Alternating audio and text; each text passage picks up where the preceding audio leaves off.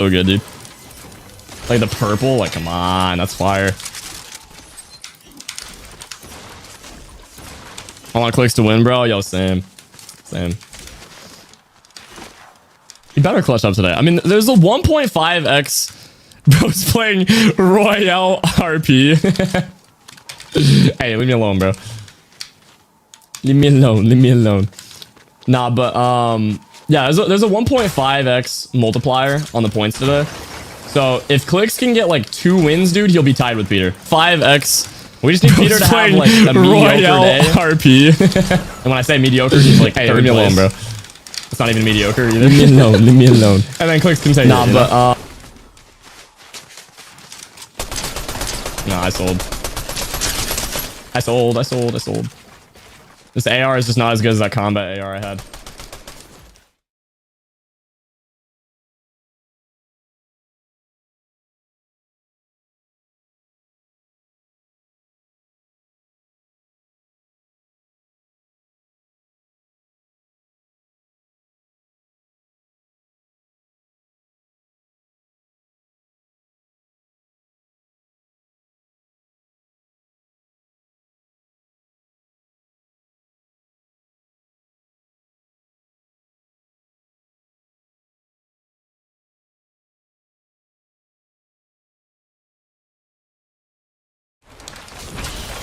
Halo is the queso of yapping. What does that even mean? Queso doesn't yap.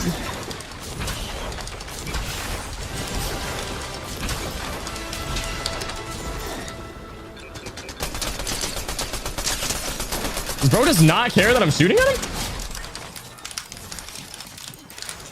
Alright, so my full box didn't work.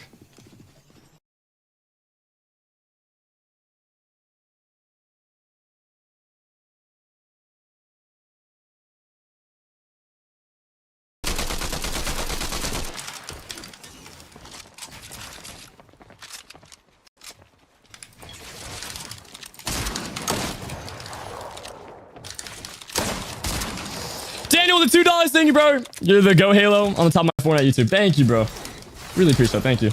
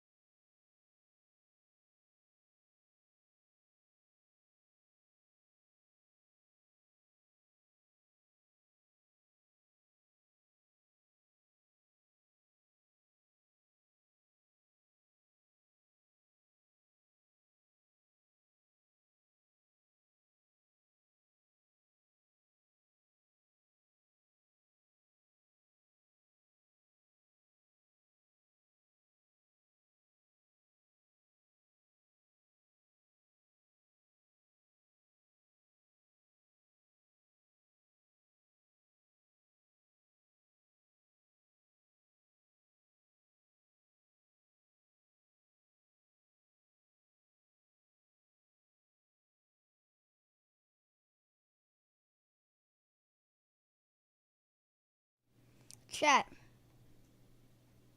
Chat. Welcome back to another live video. And for you guys today, I will be playing Fortnite Battle Royale.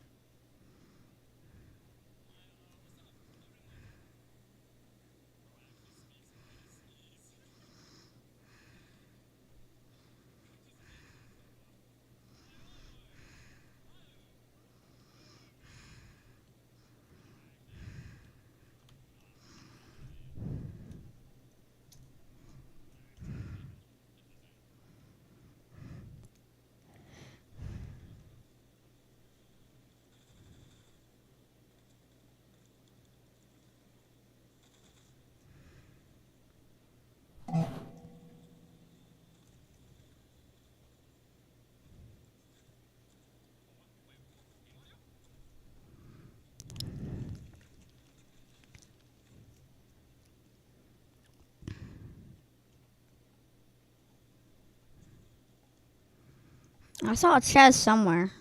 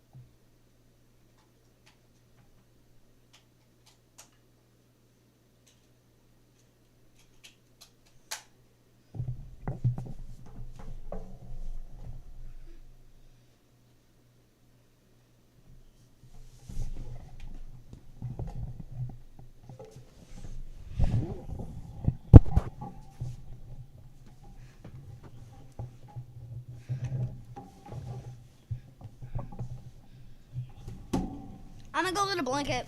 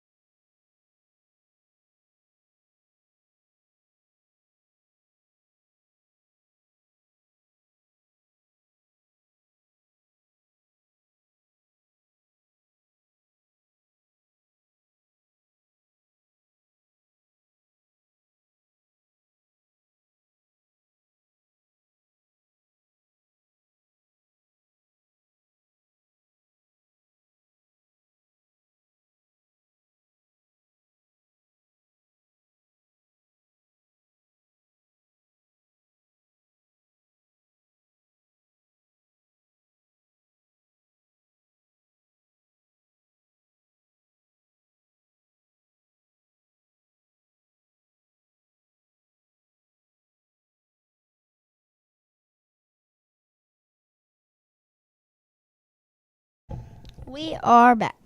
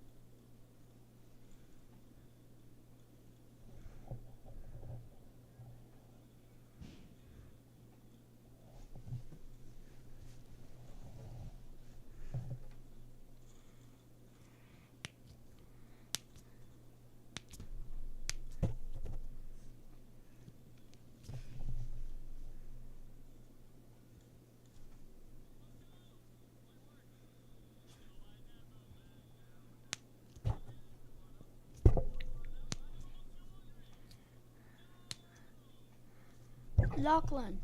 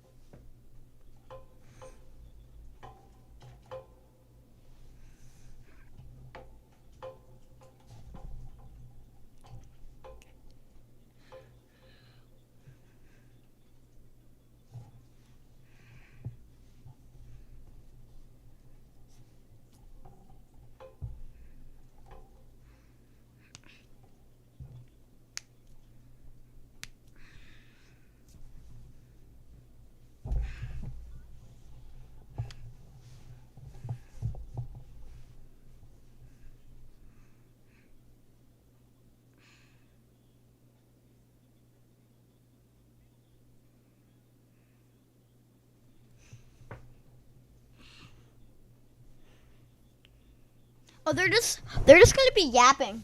So.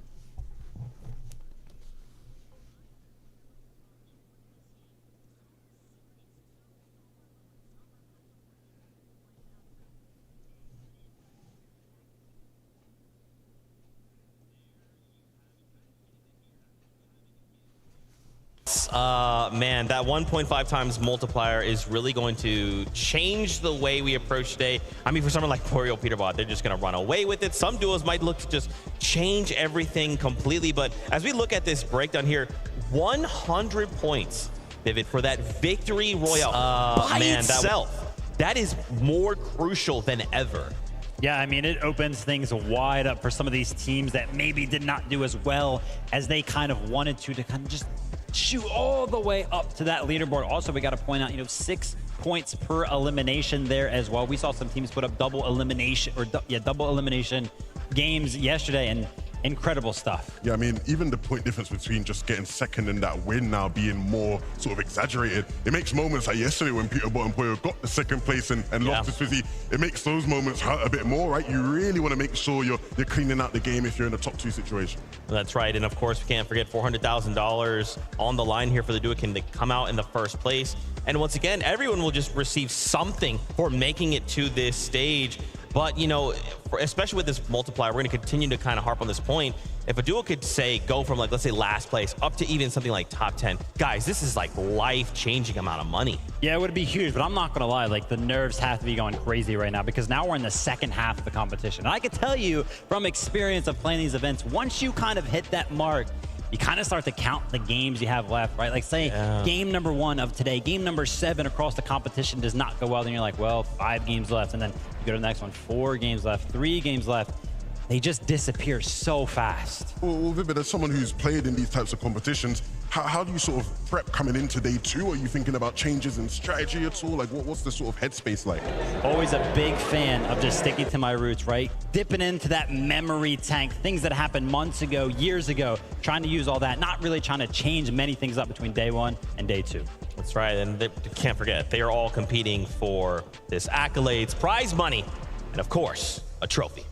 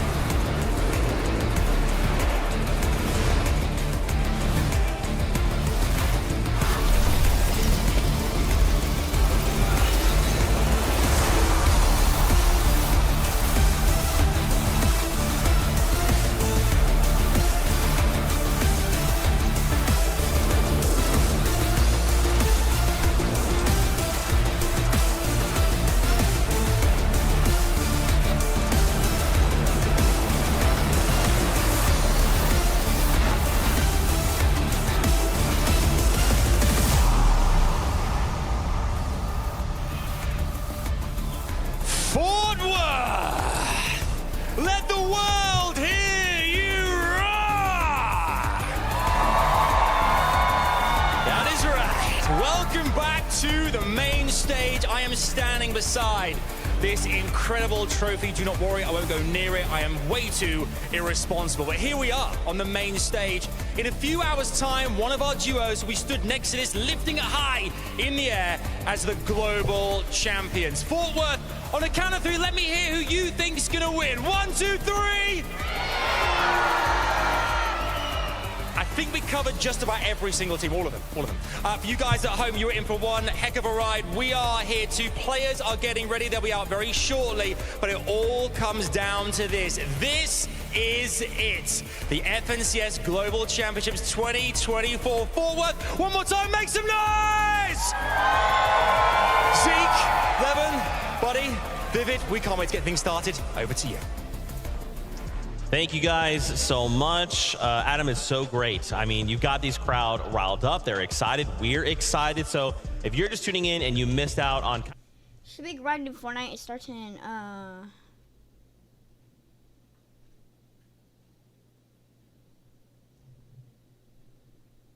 Should we grind in Fortnite?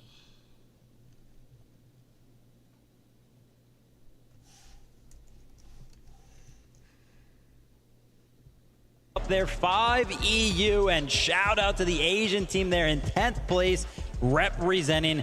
Cool to see when we're talking about an international competition, we have to always keep in mind that regional thing. But of course, yesterday, absolutely dominated by none other than Peterbot and Pollo themselves. I mean, everybody had question marks going in. Were they going to consistently get out of the raft 12 out of 12 games, or at least, but they won 6 out of 6 games, you know, with medallion, with some loot, get that forecast, and they did. And when they let that happen, when the lobby lets that happen, Vivid, you are asking to be playing for second place. We were watching this pretty much the entirety of the year over on NA, second, first, and first in all 3 of the majors throughout the year. But watching this duo kind of evolve, everybody kind of, you know, they see Peterbot, they're like, oh, big ego, always just confidence. But kind of, I like to associate that with just going for high ground and sticking to kind of what they know. But they've actually adapted throughout the year, which I think is huge for a team like this, because it used to be very, very high ground heavy. But we've seen even yesterday, low ground was a favorite for them. I think it speaks to the completeness of them as a duo, right? They feel comfortable in all different stages and phases of the game. And I mean, again, it's the reason why many people are already saying this is the best duo we have ever seen in competitive Fortnite. Been very, very consistent throughout every single one of the games, and that's going to start Peterbot himself getting that mythic rifle to be able to use. And I was looking at the damage dealt yesterday. I was like, you know, I wonder who went ahead and actually dealt the most damage, and it was no surprise. Peterbot himself, 10,800 damage, separation of upwards of 4,000 between first and second there. Yeah, what was this whole thing about how Peterbot can't perform on land? He doesn't do it on land. Give it a rest. I mean, this man is on a different level. And you already sort of highlighted there, the guy talks a lot of smack, right? Yeah. But he backs it up, man. And it's like, at a certain point, you just got to take your hat off and say, fair play, man. You might just be the best player. When you're there shouting on the stage, I think we can all probably agree. Yeah, I mean, do we expect them to kind of come in and make any changes, right? Let's just pretend there's some crazy world where they're just like, they don't make it off spawn. Like, is that even a thing? Like, do we expect them to come out and just do more of the same we saw yesterday, and now with a 1.5 times multiplier? Nah, I think it's going to be more or less the same as what we saw yesterday, right? Zeke was kind of having a conversation earlier. It was like, yeah, they're kind of contested over at the raft. Like, that could kind of cause some problems. Levin, let's be honest, they're really not. Do we expect them to come out and just do more of the same we saw yesterday, really now with a 1.5 times multiplier? At the raft. Nah, I think it's going to be more. We should really be paying attention to the rotation out of that. Zeke happened so fast towards that forecast. Like, yeah, they're kind of contested over at the raft. Like, that could kind of cause some problems. Levin, let's be honest, they're really not. Do we expect them to come? Crucial is it? And a lot of them will tell you, you get forecast tower, you better have a good game, because it is just so crucial. And these guys are using it so well to their advantage every single game, it feels like. Absolutely. I wanted to highlight there the duel in second place and talk about them for a moment. It's Thomas HD and Queasy. I think the duo that's going to perform the best this weekend is probably going to be Peterbot and Pollo. They've had like a really dominant performance this year, so yeah, I think that's them. I think the duo that's going to perform the best this weekend is probably either Vico Flixi or Cam and Seti. I think Cam and Seti are just always going to perform on LAN, and them having an uncontested spot like that is also Vico Flixi is crucial to their success.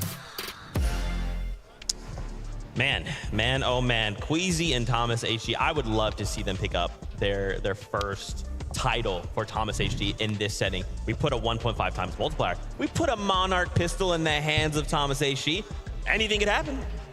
Yeah, I mean, yesterday, me and Levin were watching the games. We were like, oh, okay, let's go ahead and check out what Thomas is doing. Oh, hitting headshots with the Monarch pistol, I see. Yeah, just pretty much carrying that Surge game for the duo. I mean, look, we got a lot of Danish observers, you know, they love to watch their own. And to be fair, today I'll give it to them because Thomas has been on a different level, right? He obviously has a lot of expectations on him, people wondering when is that win finally gonna come. He is playing for it clearly because every single time, like you said, he was just on point. It was like you couldn't really catch him out at all either throughout the day. So yeah, if they can keep playing like that, they're going to be in for the running for sure. Yeah, super, super tough there. I actually want to go ahead and reference that damage dealt that we kind of looked at just a little bit ago, right? Peterbot and Pollo obviously was towards the top of that, but there's a little bit of information on that one that I wanted to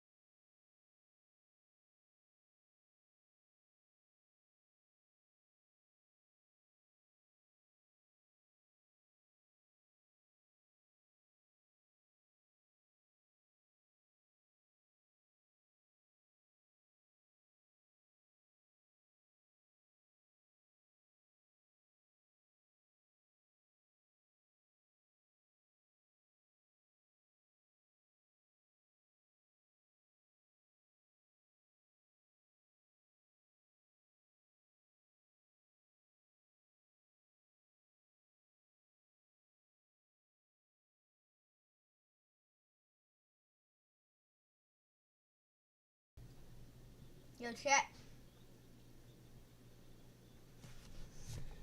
I think we are back. I'm gonna go do another thing. And just like as always, the same thing. We will be right. And honestly, the place that we kind of saw them mostly throughout the day yesterday was actually fighting over that bunker. Right, and obviously that bunker is usually claimed by Reet and Ritual. They're accustomed to fighting for it. And when I asked Reet and Ritual about like, how do you feel fighting those guys? they've naturally, as you'd expect from Reed especially, felt incredibly confident. But the one thing that they made sure to do, and even their coach Sven did this as well, he gave props to Koyota. He said, look, when we're fighting for that bunker, it's not straightforward, we're just going to roll these guys because they're an Asian team. No, Koyota can keep up. Of course, Napoli as well is a player that gets a lot of credit, a lot of hype. So it's good to see these guys repping their region strong, the highest sort of place in smaller region team right now. Hope we can see them stay in that top 10. And one of the most impressive things for me, and we actually saw, taking a look at some of those highlights right there, getting into the end game, 0 eliminations, right? If we kind of take a look at some of the competitions that happen on some of those smaller regions, those that kind of win FNCSs are placed very, very well, usually they have so many eliminations, right? That's kind of like their play style. That's how they get it done. That's how they get the win. But here, being able to kind of adjust, as you can see there, just 11 eliminations over the course of 6 games and still finding yourself in the top 10. That means to me that they're actually getting able to get that storm surge from a distance, which means that there's a strategy based around it. There must have been a ton of prep. Absolutely. We'll see if they can sort of keep that going. Because as we know, with these 12-game formats, the meta evolves as the day, pans out, right? Queasy sort of mentioned it earlier. People freestyle, they figure things out as the games go by. So hopefully these guys can keep up with it. Yeah, and I think it's an interesting point you bring up that obviously they're getting, it seems like they should have more eliminations, but then you look at the top of the leaderboard, you're like, oh yeah, Peterbot, Poyo, they're kind of like affecting the entire lobby. So 11 eliminations over 6 games, good enough, works for us. We wanted to also highlight Acorn and Cold for you, obviously just a powerhouse of a duo coming out of NA. And now once again, we have to look at everything through the lens of the 1.5 times multiplier, right? They played super well yesterday, and I got to give a big shout out to the early game, right? How they actually handled being contested. First and foremost, just taking the fight to the other team and winning it, always there, and just always just so consistent, right? Levin, I got to give a shout out to you. Something that we talked about earlier yesterday was something that you gave a shout out to Acorn and Cold all the way at the beginning of the year. Yeah, I remember we did an episode of the Drop Spot, right? The first one of 2024. And the lovely Adam Savage asked me, who do you think is going to win the Global Championships? This was before Major 1 was even played. And to me, the obvious answer was just Acorn and Cold, right? Because they're a duo you can rely on, you can guarantee they're going to step up, going to perform. To what you said there about, 1.5x multiplier, Zeke, just now, recently in Major 3, day 1 of Grand Finals in NA wasn't the best day for them. Day 2, they were the best team on day 2 with the 1.5x multiplier, right? And it shot them all the way up the standings. So I, hope to see more from that today with these two. I'm a massive Cold fan as well. I think he's probably the only player that you could say really has matched the level or come close to the level of Peterbot over the past year. Cold gets so much love, and for good reason, right? I was like, how has Cold really played? Because we always see him towards the top of the leaderboard. And I took a look at it, and I was like, holy, it's like that? So Cold's made it to 13 FNCS finals. That includes Invitational and Globals last year. He has only placed outside of top 7 one time. Gosh. One time. Are you kidding me? So he's gotten top 7 12 times throughout FNCS. That's why those type of predictions are made. I love to hear it. I love to hear it. And what we would love to do is hear from Acorn. Adam Savage is standing by. Over to you. Thank you, guys. Yeah, I'm delighted to be joined by Acorn right now. We're just catching up about all things life in general, really. It's been such a great year for you guys, for you and Cold. Walk us through kind of like what happened yesterday, that first day. I want to put off spawn particularly. Are things going in the right direction right now? Okay, so yesterday was a good day. We ended up 5th. Off spawn's looking good. We eliminated them 3 times, and the other 3 times we just split it. So depending on our situation, we kind of make a decision, but it's looking good. Overall, I feel like we're in control. Because we were just talking just a second ago, and the confidence, despite the kind of like the big lead that Peterbot and Poyo have got themselves already, 5th place right now, there's still plenty to play for out there. Oh, we're winning. Oh, 100% we're winning. I love that. We're only going for first. The thing about me is I need that trophy. That's what people have to understand. I'm going for that trophy. That's what I want. I got my eyes on it. If we have to land on Peterbot, we're landing on Peterbot. I kind of respect the greediness. I love that. You want that trophy, it's yours. Talking about the rest of the day, I mean, this year you guys won Major 1. You've had an incredible time together as well. This will be the icing on the cake, obviously, but today, the 1.5 multiplier, how does that change things as well for the lobby in general and for you guys as a team? I think it's great. 1.5 times multiplier, it makes everyone still try. Even if you're in 50th place, you could still end up top 5. So I think it's great. Also, me and Cold, we're a day 2 team, so we adapt really well. Once we play first day, we learn from it. Day 2, we come back, we come strong, and we make sure to close it out. And finally, obviously, raising that trophy here in Fort Worth, the Global Championship trophy, to add to your career, the repertoire of stuff you've earned thus far, how great would it be here in this moment to do that in front of all your peers, all the other teams internationally, you and Cold lifting it high above your heads? I mean, that's like one of my biggest goals. Like that, I think that's the only thing that's left in Fortnite for me is just a LAN win. So. Well, there you go. You heard it from Acorn right there. Could Acorn and Cole go all the way? They have everything lined up. They're very close to that top spot. Will it happen? We'll wait and see. Back to Zeke and the gang. I don't know if they got that on camera, but the moment that Acorn said, hey, we'll land on Peterbot, we'll land on Poi if it has to go that way, the crowd erupted. They were like, yes, that's what we want to see. You can tell we've got some Acorn and Cold fans in the building. Clearly they respect the courage, right? I think that's what this game is all about. But it's so interesting how Acorn sort of echoed a very similar sentiment to Thomas HD and Creasy, where it's like, this is that last thing we want to achieve in our careers, and we are willing to do anything to make that happen. There's a lot of legacy riding on today for a lot of our historic players. I love the acknowledgement there from Acorn, right? Noticing or recognizing that they are a day 2 type of team. So it sounds like to me, they're feeling pretty confident. And how many other duos are feeling the same thing, right? Day number 2, we've had it, and I kind of, again, I think back to the drop spot leading into this, right? Benno saying, hey, day 1, it's about kind of coming out with these strategies. And then day 2, everyone goes, okay, this is what we're kind of having to deal with. How are we going to respond, right? So some of these teams will definitely look to come out strong to just change. I mean, if we start to see people go, Peterbot Poyo, we're not going to give you that medallion. We need to take it back. I mean, how will that go? More to see in the future. With that being said, though, we were kind of curious to hear the players' thoughts on how they felt about each other. So take a listen. This is the biggest tournament of the season. 100 players, 50 teams of 2, players all around the world. They all travel to one place to play on a stage in front of everyone. One weekend, one map, last one standing wins the game, 12 games, and they crown the champion. That's how I'd explain it. No other game's doing it like Fortnite. The esports here is crazy. So the most consistent duo this year, I mean, it's obvious.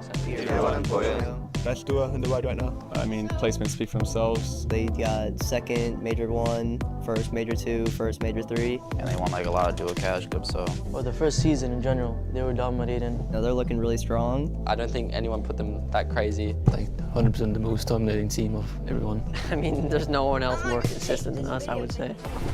I'm not sure that it will surprise anyone, but I'm pretty sure that Kami and Saitsu will do good, as they always do on LANs. They kind of just have everything scripted. They have the entire game scripted and how they're going to play it. They're always just one step ahead of everybody. I'll say Epic Whale and Muzz impressed me with their performance. We just stopped playing with them last season to play with Benno, and I was really hoping he quals for Globalists. So them getting, I think, 7th, it was impressive for me. And then another team which is like also pretty underrated still is Batman Boog and Rapid. I think they're also kind of underrated. I just think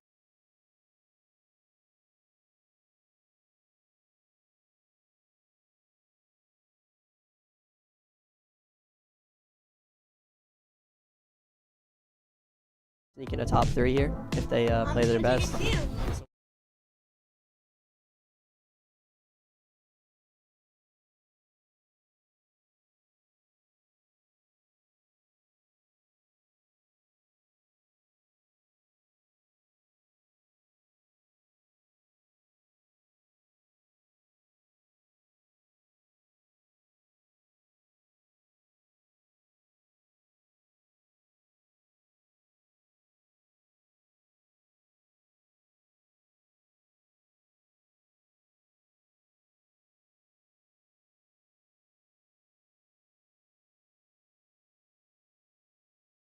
Suzy can play with his duo. Also last year he couldn't play on the LAN. Mariuka Mirsesh because it's my friends. I hope Suzy does good today. Like, he deserves it. I think he also deserves to play a good tournament too. I want Clix to get a top 3 for the first time in his career. I would want the Middle East teams to do good. Yeah, for me it's probably Region with DA, Janus Pixie, like all the Germans basically. honestly, all the OC boys, I hope they do good. 100% all my friends, you know, Kanata, Paper. I've been helping them out on the side, just trying to see them do good. You know, when I thrive, I want my boys to thrive too type thing. So this is how it be. So obviously, you know, we've seen a little bit of the cockiness, the confidence come out of these players. But at the end of the day, you can really tell when we kind of sit them down and just ask them like, hey, what do you think? Like, there is so much respect for each other in the community. And you can just see just so many different testimonies everyone's just thinking the same thing. Like Acorn said, if I thrive, they thrive, right? And that's so awesome to see. Yeah, I mean, tons of respect, and it's definitely well-deserved. I mean, we got the best players from all around the world. None of these teams are going to be easy pushovers by any means. I mean, I agree with you guys, and I think that's... Oh, God. Here we go. But I'm also a bit tired of these guys doing this whole humble gimmick. What's all this? Because I know if you ask them in private, they're telling you, I don't care about that. That's what I want, you know what I'm saying? But it's good to see, though, because I think you see a lot of respect, I think, especially within the regions, right? Because when you play against certain people so consistently over the years, you do just build that respect. Interregionally, things can get spicy sometimes. Sure. Now, speaking of spicy, let's take a look here at mid-match objectives. So we've kind of tossed around a few words, right? Things like forecast. What about Rift Island, right? We wanted to kind of break down how these objectives have really impacted the Global Championship. Yeah, so for anybody that does not know, Forecast Tower's objectives that spawn around the map, you can instantly tell when you hop on that battle bus or when you're flying over it, if it has spawned or if it has not. And you're going to see that tower there. And it's a big thing to fight for because basically what allows these teams to see is one zone further than everybody else. So they'll have an indication of where they can actually rotate to, and it leads to a big advantage in terms of position. Yeah, I think it's very clear from looking at how these games are played out that the mid-game objectives and how people play for them are having a big impact in how well people are doing, right? Of course, the Forecast Tower in particular is just such a crucial one, right? Being able to see into the future where people need to be positioned with zones is crucial. But even the loot that you can get from the bunkers, right? The weapon bunkers, even the islands, right? We talked about it a bit yesterday, the positional advantages you get from playing from the island, being able to pad off of it or maybe use one of the rifts underneath it to get into some of the deeper zones. Like, there's so many advantages to be gained from these mid-game objectives. And there's just something really small that we kind of always talk about as those weapon benches, the upgrade benches. And I was kind of curious, we kind of talk about, oh, like players can get those benches. What does that mean though? So we take a gun, we can kind of customize it. In what ways would we really kind of like tamper with that weapon to really fit our playstyle? I think easily the one that every single competitive player is going to instantly highlight is the ability to add, remove, change the scope to the one that you definitely prefer, right? We've been talking about Storm Surge pretty much exclusively throughout every single competition ever since it was ever implemented, right? It's very, very important. And having a scope that you prefer or one that you think is the best is always a big advantage. Yeah, absolutely. I mean, you know, being able to sort of have that consistently.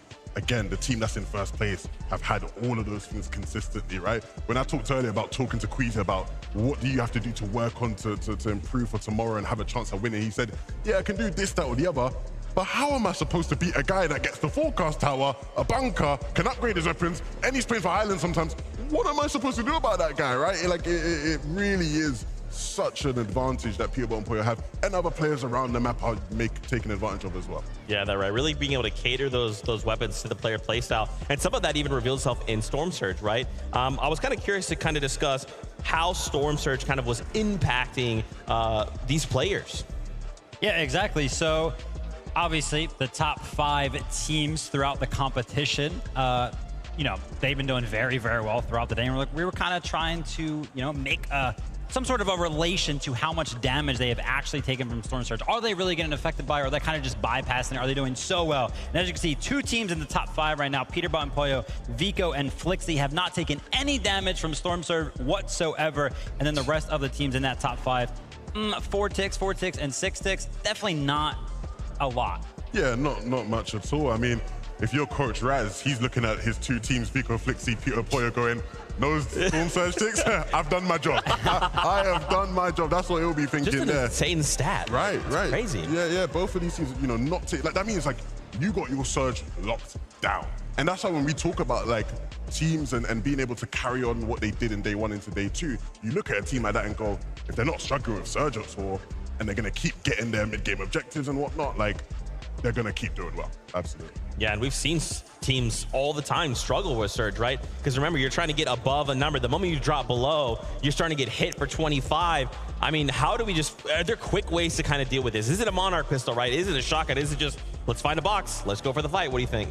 I mean, it's going to be preparation. As soon as you kind of fall behind on Storm Surge, the rest of the game is pretty much over. Like, we see teams always try to come back, right? Try to regather their resources and everything after that, but it's just a constant battle because once you're below, you're pretty much below for the rest of the game. Absolutely. I mean, one thing I really wanted to look at, right, was just where the zones are. I think we always talk about how zones pulled and where the zones are in when it comes to any major Fortnite tournament. And these are the positions of all the 6 zones we saw throughout these games. This is 6 zone in particular as well, which is really interesting because I think when you look at this season and the meta right now, Vivid, a lot of the players, when you talk to them, have been struggling with 6 zone rotations. It's one of the most difficult zones to navigate through. But when you actually look at the zones and you look at where all the top 5 teams have been landing, even though they're all over, you know, they're not having problems at all, right? You can see it's less about where you're landing and more about taking advantage of the zones you get when you can. All these teams landing in different corners, but yet still consistently doing well in these games. Yeah, definitely. I wanted to give a big shout out to Clix and Venom right now. I saw that Venom made a little bit of a social post I was mentioning, like, man, I really wish we could pull some zones, right? So that's kind of affecting him when it comes to that. But the biggest stat that kind of stuck out to me in particular with Clix and Venom is that they actually led duos in damage dealt in the first 3 zones, right? So that's an amazing stat right there. They're starting the early game very, very cleanly, which is actually impressive because as we know, just 2-3 days ago, they found out they were actually going to be contested. The fact that their early game is still going well in terms of damage dealt is super impressive to me, but maybe that's kind of the point where, you know, bunkers start to get claimed, those other positions, you know, right? Rift Island, the weapons of like Peterbot, all of these attachments that get added onto weapons, then they start coming to play, and maybe that's where they're kind of falling behind. Absolutely. I think from talking to Venno, I think that comes from their individual brilliance rather than having a consistent game plan, right? I think they are still trying to figure things out in terms of splitting that POI with Resigns and Demo from OCE. Like, how do we get our loot, get out, and get enough damage and be able to play through these games out? I think they're still figuring that out, but the fact that they're still so high on damage just shows how great they are individually as players. In that situation, though, do we just say, like, day 2, 1.5s, we're just going to fight you? Like, what do we have to lose, right? What do we have to lose? So do you know what the problem with that is, Zeke, unfortunately? As soon as they start fighting, right, Clix gets knocked in the feed, or Venno gets knocked in the feed, Peterbot and Poyo coming flying over quickly, right? And so you're in a tough spot there where even if it isn't Peterbot and Poyo, right, Giras and Chari, who land nearby, the Polish duo, they see those guys fighting. Again, they're going to be on that hill nearby thinking we can get some free damage here. Man, crazy stuff, crazy stuff. I want to talk more, but I know what you guys want. It is to meet these players. So Dickie's Arena, give a big warm welcome to the first 10 duos. What?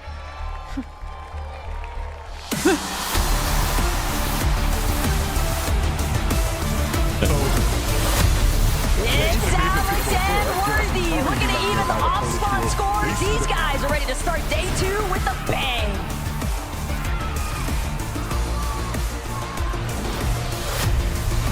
Let's give it up for Andalex and Sato. The first crowd are going to have to dig in deep today. And let's hope that they find that last-minute strength to succeed, just as they did in Major number 2. Everybody make some noise for Baka and Pars. 1 match out of 6, we saw their potential, and today's a second chance for Baka and Pars to find success on the global stage. Here's Casper and Prism. They are here, especially after heating up in game number 6. The real question is, can they keep up what they started? Walking in now, you got Job and Michael. It's been a tough day 1. What have they learned, and how have they evolved?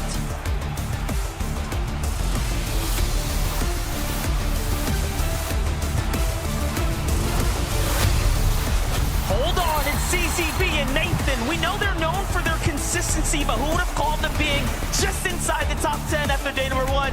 Now, let's see what they can do.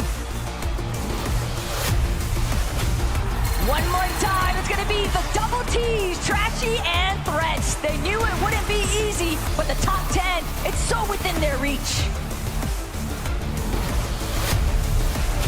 Coming in hot is Skrull and Sky, the Danish duo that have had their biggest task in front of them right now after closing day 1 right inside of the middle of the pack. They know it's time to pick up the pace. They've got 6 more games to make it happen. Let's get after it, Kadu and Sion. It's Booga and Aviv. 2 out of their 6 performances were stellar. And if they can find that groove again, we can definitely see them up at the top.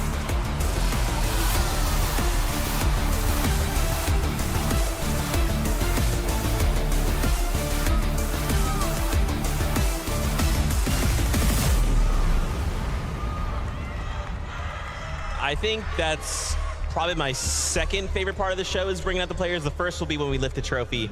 But to just hear the crowd lose and to see kind of the players in that moment really take in, man, there's a crowd. We're here at LAN. Let's go. A duo that didn't budge an inch. Baka and Bars. So. Absolutely. I think Alrighty. part of why maybe things have gone a bit awry for them so far is, as we've seen with a lot of teams. Camel calling the bottom left is bad. No, it's not. It looks crisp. It's like, oh, they're the NA Cammy and Seti. They just play so passive, always playing for the placement. But right now, 11 kind of disappointed in the sense that they are in 23rd. Absolutely. I think part of why maybe things have gone a bit awry for them so far is, as we've seen with a lot of teams, I think a lot of the mid-game strategies people had prepared, the lobby just looks so different, I think, to what people expected, right? We've seen that effect with a couple other teams as well.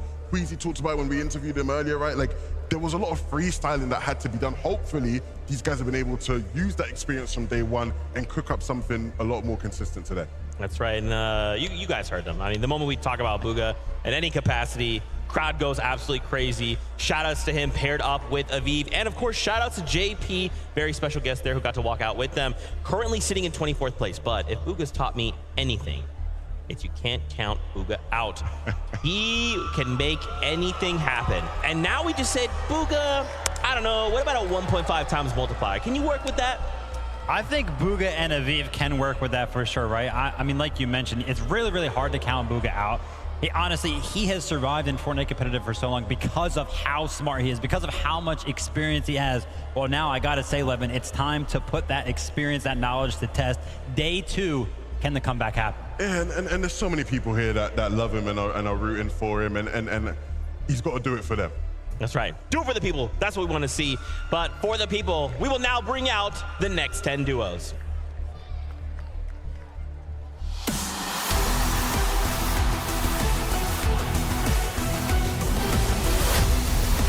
Epic Whale and Muzz know what it takes to win, and today it is time for an all-star performance. Show us what you got. Let's give it up for Chap and Teeny. After winning Game 1, they've already proven that they are championship caliber. However, it was just the start of their journey. Rise and you must start at day 1 off strong, but can they hone in on the consistency? Because this is where it matters most. Ping and Watts, ladies and gentlemen, they began surging up the rankings here in day number 1, and if anything, the rest of the competition has to continue to go that way for them. It's been a lot of growing pains for Danath and Tinka, but you can't count Oceana out. It's a new day, and it can always be a fresh start.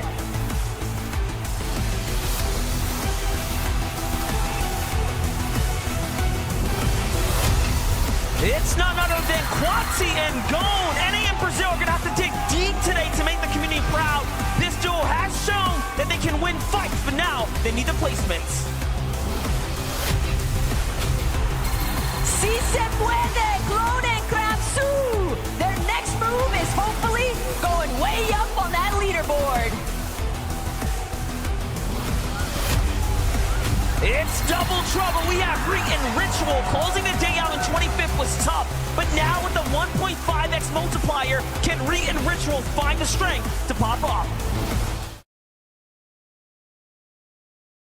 Welcome back to Reason and Mateo. Can they crack into the top 10 for day number 2?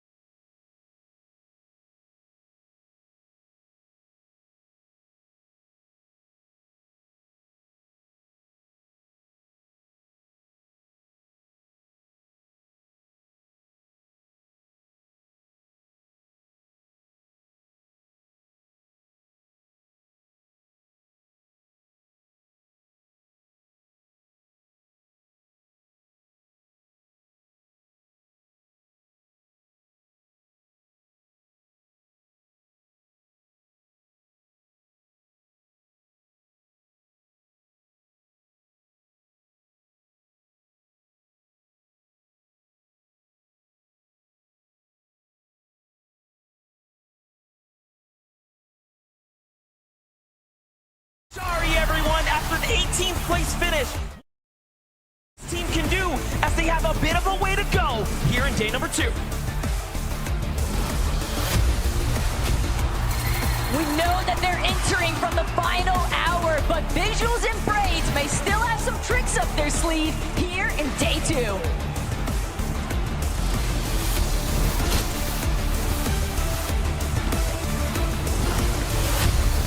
Agers and Rise, after being surprise contested, this duo still managed to find their stride and close out with an impressive 11th place finish. What can they do next? We know they've been hitting the VODs and looking to review, but now it's time. Janice and Pixie, they're ready for the fresh start, but can they break through?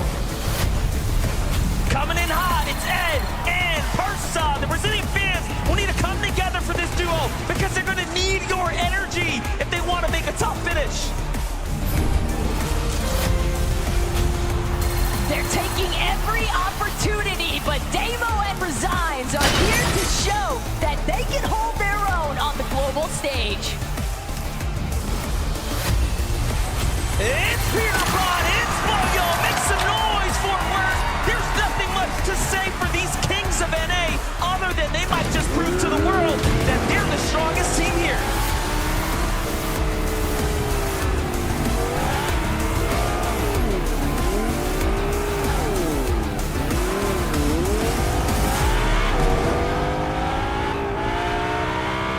Man, I feel like the Dickies Arena was not making nearly enough noise there for Peter Bottom Pollo. I'm a little bit disappointed by you, crowd. Just like a little bit.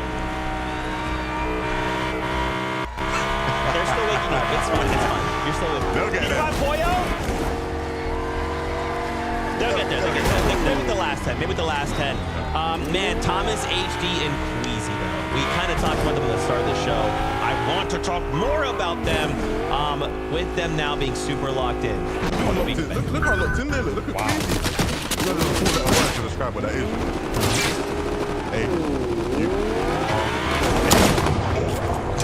Straight aura right there. Look, he said all that needs to be said about what they need to do today. Come close in the past. Thomas has come very close many a time. I want to see them get a job done today. Yeah, Levin, you mentioned it, right? They did mention what they need to do today, and I think the quote went a little something like, what? Get height? Don't die. All right, crowd, let's hear from Peterbot and Pollo. There it is. First place, looking to hold on to that lead, but can they do anything can happen? And again, 1.5 times. A lot of pressure. I would say a lot of pressure has to be on the shoulders of both of these players right now. Such a big lead. Game in number 7, I think, is going to be telling. Are they going to use it as kind of like a reset game? Are they actually feeling nervous at all? I've got no idea. I would be nervous. I don't think they're feeling any nerves. Okay. I'll be honest. I think it's like when you're Peterbot and you talk as much as you do, but you're seeing the results come through. It's like, why be nervous? Like, I'm saying I'm the best. I believe I'm the best. And the results show I'm the best. So why would I be nervous? Can't argue with that. Can't argue with that. Well, crowd, we've only got 10 duos left, so you need to make some serious noise for our last duos.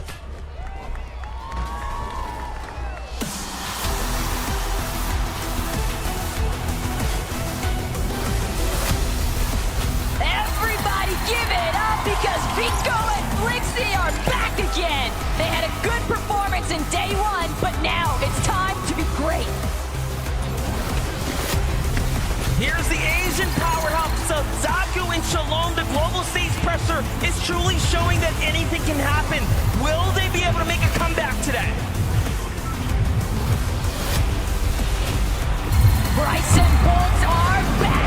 Lucky number 7 to close out day number 1, but they're still aiming for the top. They're back. Malibu and Mustache after being contested. They have their work cut out for them off the drop. They'll just have to see and wait what they can do.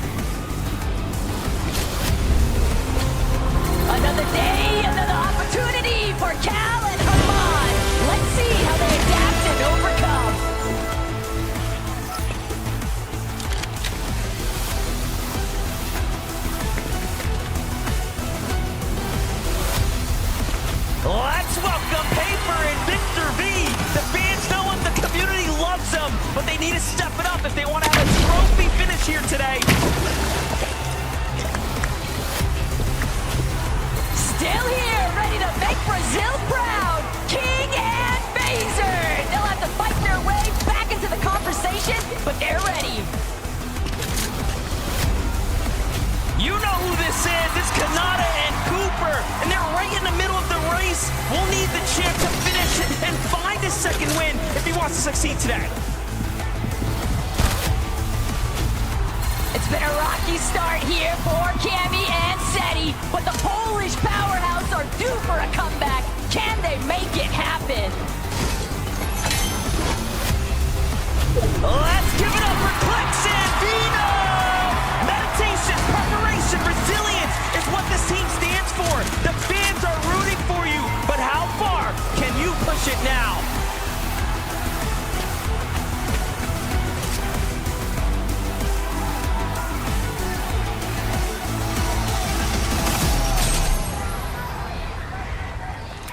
That is the kind of audience reaction I want, and that is what I hope we continue to just do that for the rest of the day. Shout outs there to Clix event at the very end. Hanging out with Max from Make-A-Wish. We got to hang out with Pete and Max. Excited and thankful that they could hang out. Now, we got to start things off. We saw Sammy. I always did it. He did it. I did it to myself. Oh, man. Seti, Cammy. I'm sorry, I just mix up letters in my head. Seti and Cammy, very excited. Much kind of like all these other dudes we talk about day 2 team, right? We can never count these guys out invitational winners. And now, what are they looking to do? They are the team that probably had the biggest effect on what I talked about yesterday with Chapin TV switching over to the night mode. Oh my goodness, had such a big ripple effect on Cammy and Seti. They were in a surge base, they had another surge base in Canada Creek near them, they had Rise and Angels near them. Chapin landing at Nitrodrome sort of warded those teams off, so all of a sudden Cammy and Seti are there going, hello, like, where is everybody, right? And nobody's here anymore, and had a big effect on how they played in the mid-game, so hopefully they've cooked something up overnight. Yeah, we had a lot of those zones kind of flowing north as well, right? So a lot of those southern teams actually like to sit in the storm, and with Chapentini there, right, them being unpredictable in terms of being there kind of messes up that rotations for a lot of the teams that are to the south. Difficult situation, to say the least. Finally, Clix and Mel rounding out our duos here once again. They've kind of they've been hot and cold, right? They've kind of been put in these situations where they've been in these situations. However, they've had time to go back to the drawing board. What do we expect in day 2? The drawing board, I'm happy that you kind of brought that up, Zeke, because if there was anybody that was taking the VODs, taking the replays, looking for something to exploit, it's the guy right there on your screen. Venom's looking for something. 11, did he find it? I mean, I hope he did. I hope he did. I mean, you guys are going to have to show him some more luck from me. There we go. Look, these two, it's been a tough sort of tournament for them because coming in, they were the favorites for a lot of people and understand them. It looks so clear-cut for them. The switches of being contested makes things easier, and so hopefully now they've sort of got more of an idea of how they need to play with the loot they have and the timings that they have coming out of that spot, but I can't imagine it'll be easy even today.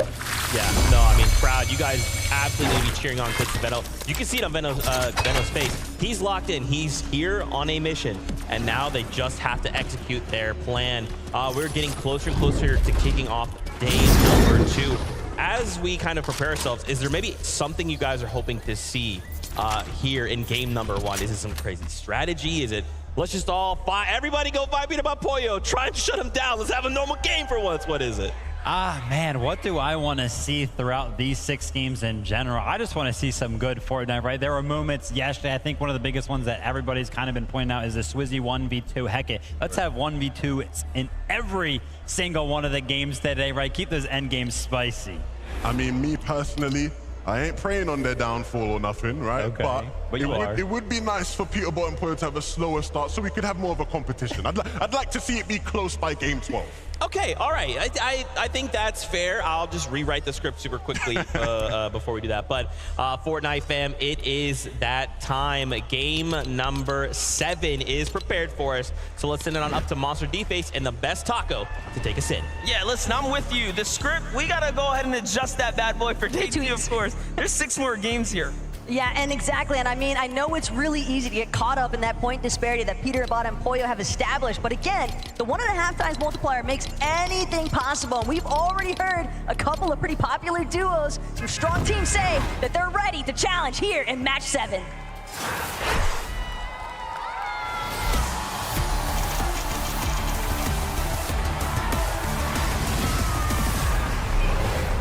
Match number 7 is here. Day 2 of the Global Championship has arrived, and this is what it is all about.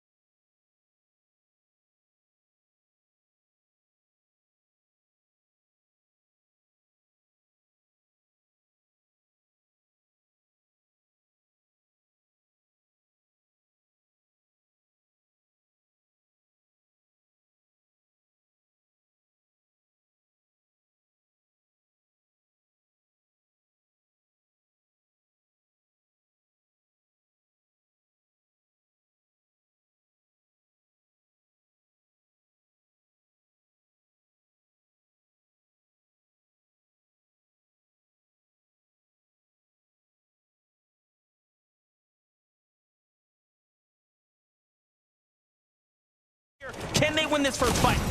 All Cheats and Crisp are trying to do is just make sure they have to fight back. His shoulder eats more damage than what he was bargaining for. Crisp now next to Cheats. They're going to find that first knock. Kishota is down, and unfortunately for them, Keiki goes with him. Very, very tough angle to peek there, given he ran out of real estate. But look at this, Swizzy and Yapko try to make a move out of town, and Yuma and Rise, top 10. The best performing team out of Asia from day 1 is here, ready to meet them in here at match number 7.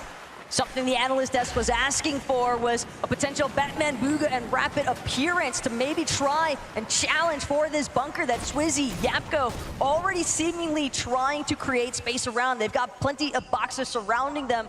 Rise and Yuma actually going to opt to disengage for the time being, but curious to see if maybe we get a little bit more action located at that Karen's Crossing bunker. Yeah, I mean, and we've heard the insight, right? A lot of these teams are putting tons of respect on the Asian duos, especially Yuma Rise, Yoda, and Mapoli. Very, very, very strong duos coming out of Asia right now, and they have demanded and earned their respect. But jumping back into things here at the beachhead, Cold and Acorn are coming in, right? They obviously have their heads set straight, right? They had a great performance day 1. Finding their stride here is going to be super important, given that, I mean, there are those external pressures, right? Teams playing off the cuff, teams, of course, hitting the reveals. But today is a real opportunity to see for some of those teams where the off-spawn contest didn't necessarily pan out in their favor, how have they actually chosen to adjust? And will it even work out for them, or will they choose to fall back to that familiarity of once before that took place in day 1?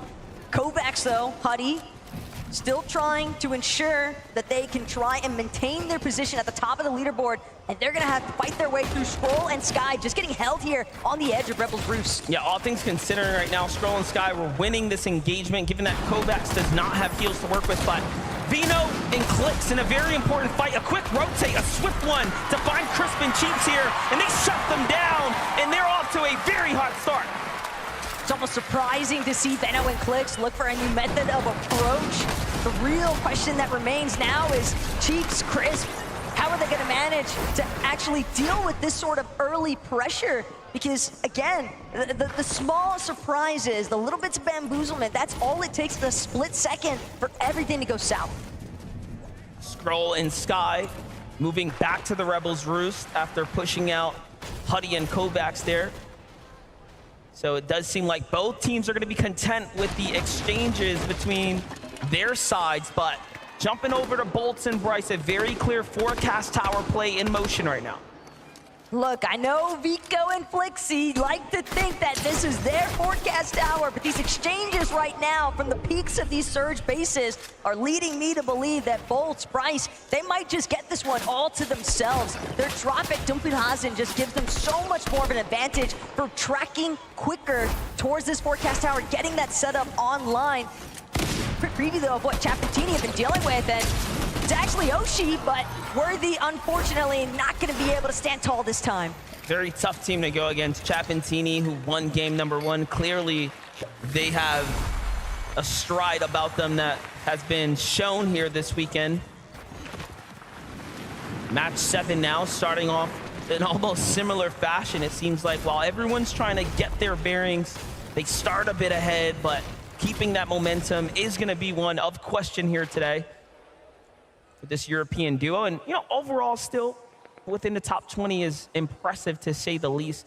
1.5x multiplier, right? Every elim means a lot more. Placement points are going to weigh even heavier as things start to add up. But let's jump in with Sphinx and Dukes here, who are trading tags, it seems like, trying to farm some kind of damage here in the early game across what might be Acorn and Cold.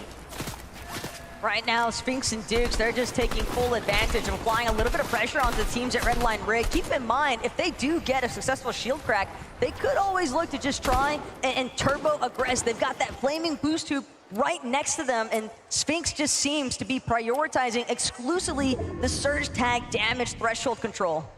How impressive of Swizzy and Yapko to survive the drop. Trashy threats, Peter Boyo. A lot of action down at the raft, so it is, of course, in their best interest to get loot and hit the road, quite honestly. You don't want to stick around there, given what can be in store. Kazi and Aspect clearly didn't want any more of that action as well, as they've moved somewhat north here to try to make the best of their strategy. But look at what happened. It's kind of causing this very congested area here. Ultimately, when the Storm Surge turns on, most of these teams that have created these new adjustments will end up clashing in much different circumstances. And well, that's the thing, because teams can review, teams can try to make those adjustments and implement new strategies, but how much of it is actually going to be structured around what you were engaging with in day one, as opposed to the other adjustments that similar teams, similar mindsets, everybody is looking to try and change things up here, at least if day one wasn't working out in their favor. Yeah, Baka Paros, we saw finding some knocks there in the feed on teams nearby, but couldn't confirm their elimination, so their damage must be ranking up nicely. Meanwhile, Vico and Flixie have a bit of a position here over the opponents. Talk about fights for the forecast tower. The card is in the hands of Bryce and Bolt, whom are just outside of it, so if they want to activate it, they will have to fight their way through this duo. At the same time, though, Clone and Kramzu might be enough of a distraction factor. Bolt and Bryce are going to look to retreat just a little bit further east from where the forecast tower is currently at, but Vico and Flixie know that they've got the prime real estate currently. They don't want to allow for Bryce and Bolts to get a complete freebie for this forecast tower, but they might not have a choice. And even further still in the horizon, Thomas HD, Queasy, slight surge base on a hill just outside of Reckless Railways, but more importantly still, Thomas HD, he was on fire all day yesterday, especially with that Monarch pistol. And we saw moments where he was clutching up, perfectly timed there, back-to-back tags. This is the highlight you were just talking about, Taco. I mean, Thomas HD is a sniper with anything in his hands that does big damage. If it's got a scope, then Thomas HD is going to be an absolute fiend with that weapon. But Booga, Aviv, another one of our team's big fan favorites here, of course, but also just knowing that they need to try and develop some form of a new strategy even bumped into Aviv in the elevator earlier on today here at MDF and asked him, hey, we're looking at the comeback, and he's like, well, I hope so. And it could start here. They've already got one elimination onto Danath. It's just Tinka trying to keep his duo's hopes alive, but Bugha and Aviv, they struggled a decent bit with their surge damage, so this could be a big opportunity if they're able to pinpoint where Tinka is at. And they don't look like they want to let him go. I'm looking at the map, though. There's a team moving in very fast here from the south now, so other opinions are going to be...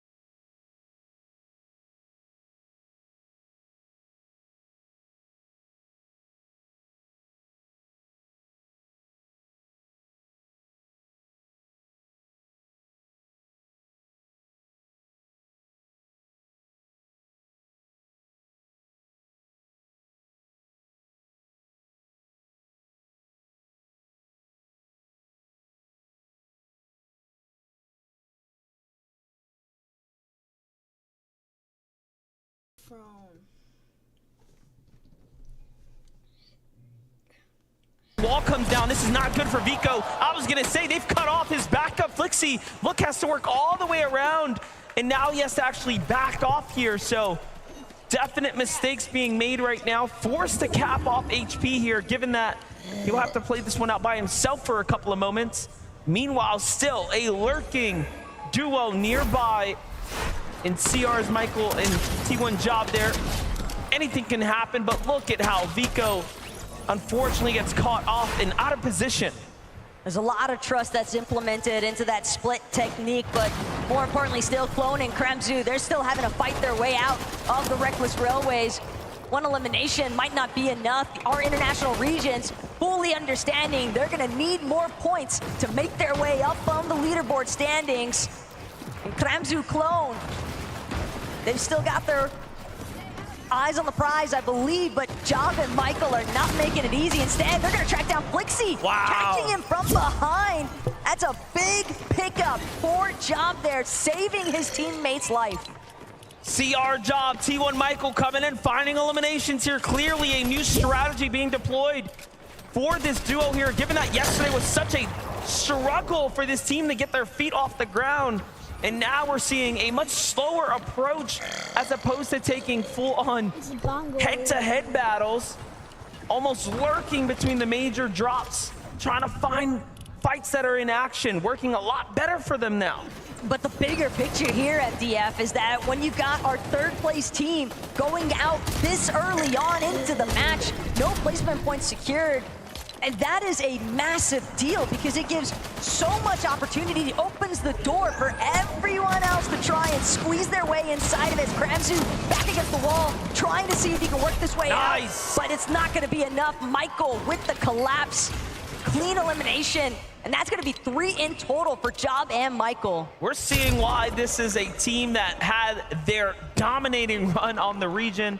Again, the Asian duo coming up, really making adjustments to their strategy. It's one of the best parts about the Day 2 format that we don't get to highlight enough, right? The teams that come in and start to adapt is what makes it so crucial to really pay attention to what is changing around you. But for Peterbot and Boyo, not much has changed given that they have continued to key their way into the Rift Island. This time, they'll met with a lot more resistance. It's about the weakest we've seen them coming into mid.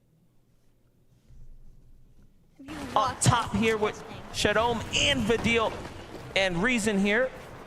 Very strong teams, very low on the surge here for Boyo and Peterbot. I mean, everyone might just get what they've been looking for, a potential early exit here. Oh, that was a little bit of a whiff there out of Boyo. Was probably hoping to fully connect, but Boyo, he finishes what he started, gets Reason in the process, but finds himself getting immediately gobbled up by Vidil. And now a serious 1-versus-1 situation, but keep in mind, there's so many other teams surrounding Rift Island. Peterbot, he's just hoping that he can get the revive off. Talk about an incredible save here, but Body Out's not going to make it easy here. Armored walls are coming out. Peterbot is desperate and boxed up right now. Zagu is also just above, putting in a couple of shots here, but things are going to slow down. And just when you thought it was over, they get saved here. Peterbot and Boyo are back in. But at the cost of so many of their armored walls, Peterbot had to fully utilize practically everything he had saved up. And keep in mind, they still need heals. There's no shield, at least as far as Peterbot's loadout is concerned. Possibly Boyo is carrying a couple of small shield potions, but I'd have to guess not, considering that neither of them is bothered to recover. They're just trying to tango once more with Vidil, but he will not budge. Doing an excellent job here waiting for them. He knows it's still a 2v1, and Peterbot and Boyo are absolutely deadly here. And let's not forget, they have the medallion, right? So they still have very much full awareness of who's around them, but the tags, they need more damage. They've run out of heals here.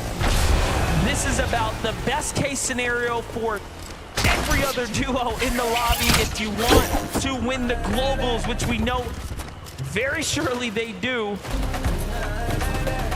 Boyo, though, not giving up just yet. Still knows that there's a job to be done here. At this stage, though, another issue for Peterbot and Boyo is one of their only options remaining to exit Rift Island might just be take the Ascender down, but again, if they go for that launch pad, they might encounter even more resistance from the other teams that are a little bit more established, a little bit more healthy as well. But Boyo, Peterbot, they try to mark it off in the first place. They will break through the builds and manage to escape. Hopefully they don't get targeted while they're flying by. A lot of teams here in the vicinity now. Peterbot going for the dive down. Boyo trying to scout where's the best spot. They're below the surge. They're going to have to land and take a fight. It's all or nothing now. Peterbot tries to go for Dukes and Sphinx. And then go for it, but Peterbot gets knocked. It's all up to Boyo now. Everything lies on him to keep the train going here. He's going to find a lot of tags here, just enough to keep his team in the win now. They try to box up Peterbot. They want to finish his duo. He's not trying to give it away for free. He's actually fighting with all of his heart here. They're running for him, trying to steal his duo away. And he's going for it. No! So close. Almost takes down Dukes as well in an incredible exchange. And first place is out. The runway is open. Respect the meat shield performance there out of Sphinx. He knew that he was already relatively low. He could absorb at least one shot and trust that Dukes would get the job done. But a massive upset here in match 7 as 3 out of our top 5 teams already eliminated. Thomas HD, Queasy, Trulex, Chicho. Now is your chance to surge upwards. Agers is solo at the moment inside the zone, but we gotta get the update here from Queasy and Thomas HD, who have been working their way up slowly, steadily, looking to manifest this global championships victory right before their eyes here. The tags are great for Thomas. Things are really starting to ramp up now, and we know what they're playing for, and that's that victory. We saw it in the interviews. They just want to take height. At this stage, if they've had a chance to witness what's been going down inside of that elimination feed, Thomas HD and Queasy exclusively need to focus on their own game, just playing things out as if it's any other match. Pretend like all these other teams in the top 5 are still in the lobby, because that's what's going to give them in the mindset to stay for their best performance. There's a lot going on right now, given that the zone's starting to develop here. It's not just high ground being held. There's also big names clashing all around us here. Take a look at how Vino jumps in, takes down Paper in the highlight. Possibly then Victor V back-to-back, but it wasn't over yet. He gets met with a crushing defeat to the hands of Quanti and Gone. The overhead view doing an excellent job at highlighting. There's practically nowhere left to hide. Everybody is stuck on even ground just about. And what I want to see, MDF, is whether or not Queasy and Thomas are going to be able to successfully make their stake on height. Trulex and Chicho box on the low ground directly underneath them. And if these Titans clash, one or the other could potentially fold. Well, here's the thing. Thomas HD and Queasy are two of the, again, only players left in this lobby that will notably challenge height every single time. Most of the competition that would otherwise do that is not in this lobby. I do anticipate a runaway scenario here. However, Brazil, King and Phaser hopping across, yet not even close enough to challenge up for high ground. So there's very little teams that would actually have the heart to go up. Unless, coming into day 2, they've decided to shift strategy. And that was a pretty risky jump forward as well from King and Phaser, because the way that Thomas HD and Queasy have been spraying at other teams, you've got the indication that they likely have an assault rifle, so it's a lot more difficult to make those jumps from the high ground off the floor is heading toward the front side of the next zone. But Sphinx, Dukes, we saw them shut down our first place team on the leaderboard already here today. They're hoping to see if they can transition this into a victory royale of their own. Sphinx and Dukes through Elims.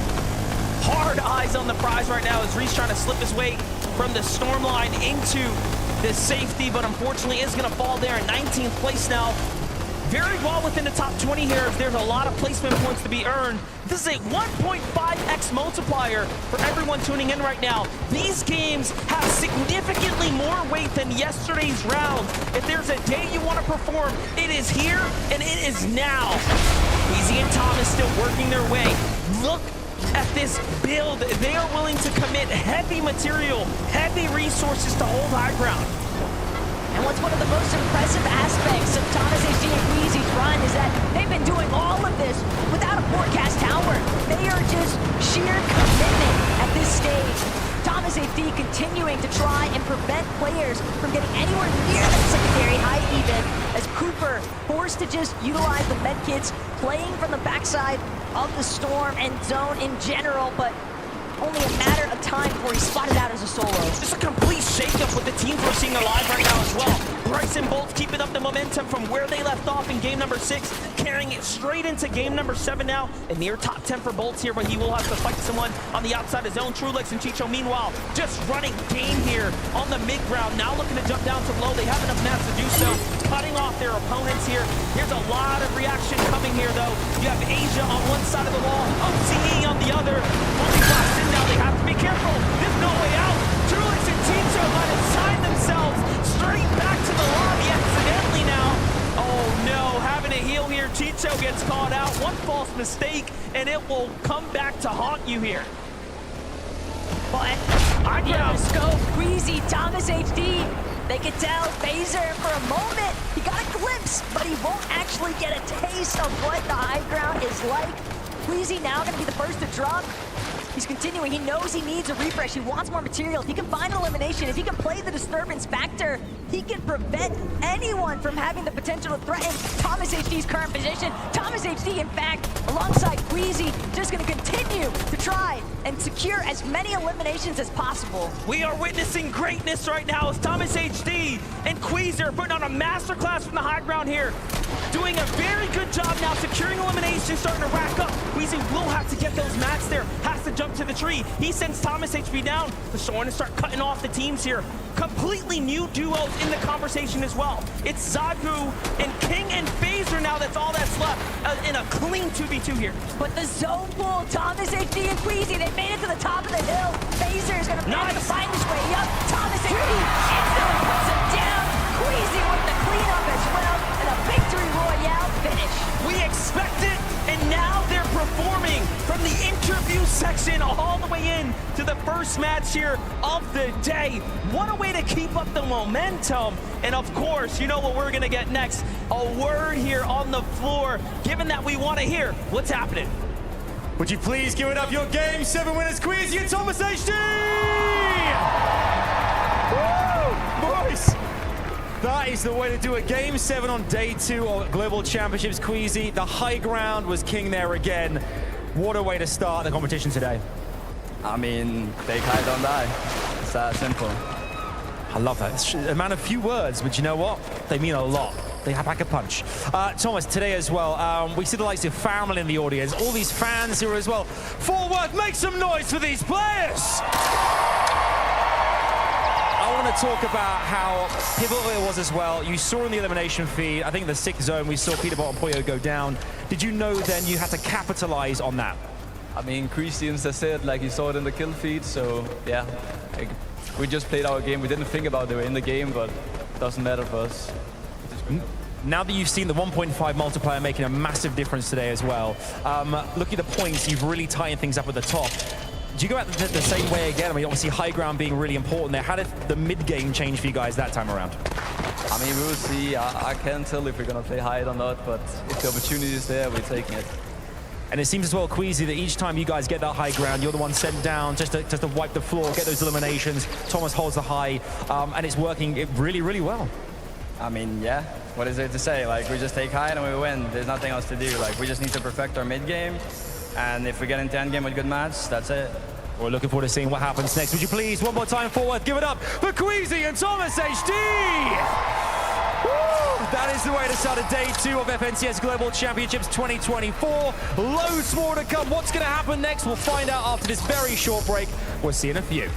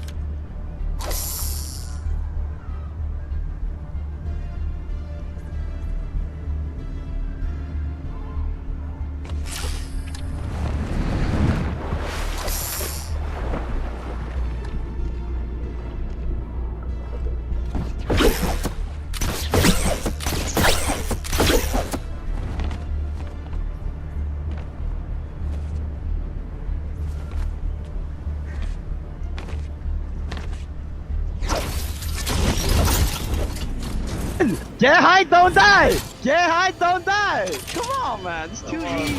It's too easy. Fortnite fam, we got a tournament in our hands, baby! Hey, Lev. Hey, Kite. Don't die. Hey, Kite. Don't die. Ah, let's go! Game number 1 on the day, 7 overall. Wheezy, Thomas, HD find the victory royale, and they repeat exactly what they said yesterday. Take height. Don't die, Levin. Levin. Listen, Queasy and Thomas. I mean, the high ground, right? It was working yesterday. They were getting a little bit of pressure, in my opinion, from the likes of Vico and Clixy primarily. But Vico and Clixy go down very, very early on this game. Queasy and Thomas maybe noticed that, right? And was like, listen, we're not going to receive any pressure from them. Because what we noticed, Levin, was that they invested all of their match. So much so that when it came down to this 2v2, they almost had nothing left. I mean, you look at who have been the biggest players on height in the first 6 games. Vico Flixie up there, Peterbot Poyo up there. Both of those guys down and out of this end game. So much space for Queasy and Thomas to play with up on those layers. And it's just really great to see this from them, Vivid, man. This is what I've been wanting to see from them all year, right? We've always known Queasy to be this dominant high ground. And this year, he took a step back from that. When it matters the most, though, relying on what he knows best, playing the high ground. I just cannot believe, and as well, when we kind of saw, I love the way that Queasy kind of commits to that high ground. We kind of look up, and it's just cold. As far as the eye can see, most players would just kind of do a few fours, maybe 2 wide. He's just like, nope, this is mine, all of it. To be fair, there's not many players looking up at it anyway. Yeah. But if you did, and you just saw 300 metal just commit to high ground, you're not even bothering to go up there. Vivid, are you seeing this? Do quick math for me, Vivid. This lead is a lot smaller than yesterday. 23 points now separate Peterbot and Poyo and Queasy and Thomas. The question was, how is anybody going to catch up to them? That 1.5x coming into full effect. A bad game for Peterbot and Poyo. Shambles up on Rift Island, goes down early after trying to land and fight to get back into the game. Queasy and Thomas, they mentioned it in that little bit of an interview right there. They saw it happen. They played their game to it, and now we've got a tournament on our hands. Yeah, absolutely, man. Oh, uncharacteristic game from Peterbot and Poyo. They look like they were working with scraps at times. But Thomas and Queasy, not at all. Still exactly what we saw from them yesterday, where they're looking strong, in good positions to get Surge. Thomas in particular, the Monarch pistol again, it is just relentless, the amount of damage this guy is putting in with that. That's right, and guess what? We actually have a moment from that last game. Let's listen into that game-winning moment. I'm not gonna be. We should remember their skins. We should remember their skins. Yeah. They're dashing. Good on them. Okay, we know their skins though. Yeah, Catwoman. I got a kill. Disconnected them on the right. Yeah. They have dashes to the Catwoman on the right. Yeah, I see. Here, chop them, chop. I'm going across. I'm on wall. I'm on wall. Yeah, okay. Armor yourself as well. Yeah, I am. I did. We can get. Spraying them. I don't have fizz. 60 or 100 points. Nice. He's coming up. Going up. Yeah, I see. 100. 30. Crack. Dead. Behind you. 1 HP. Dead. Yeah. Take that, don't die. Absolutely amazing stuff there. Just to see them be excited. Levin, I want to double back. You talk about that Monarch pistol in hand. We joked about it at the start of the day.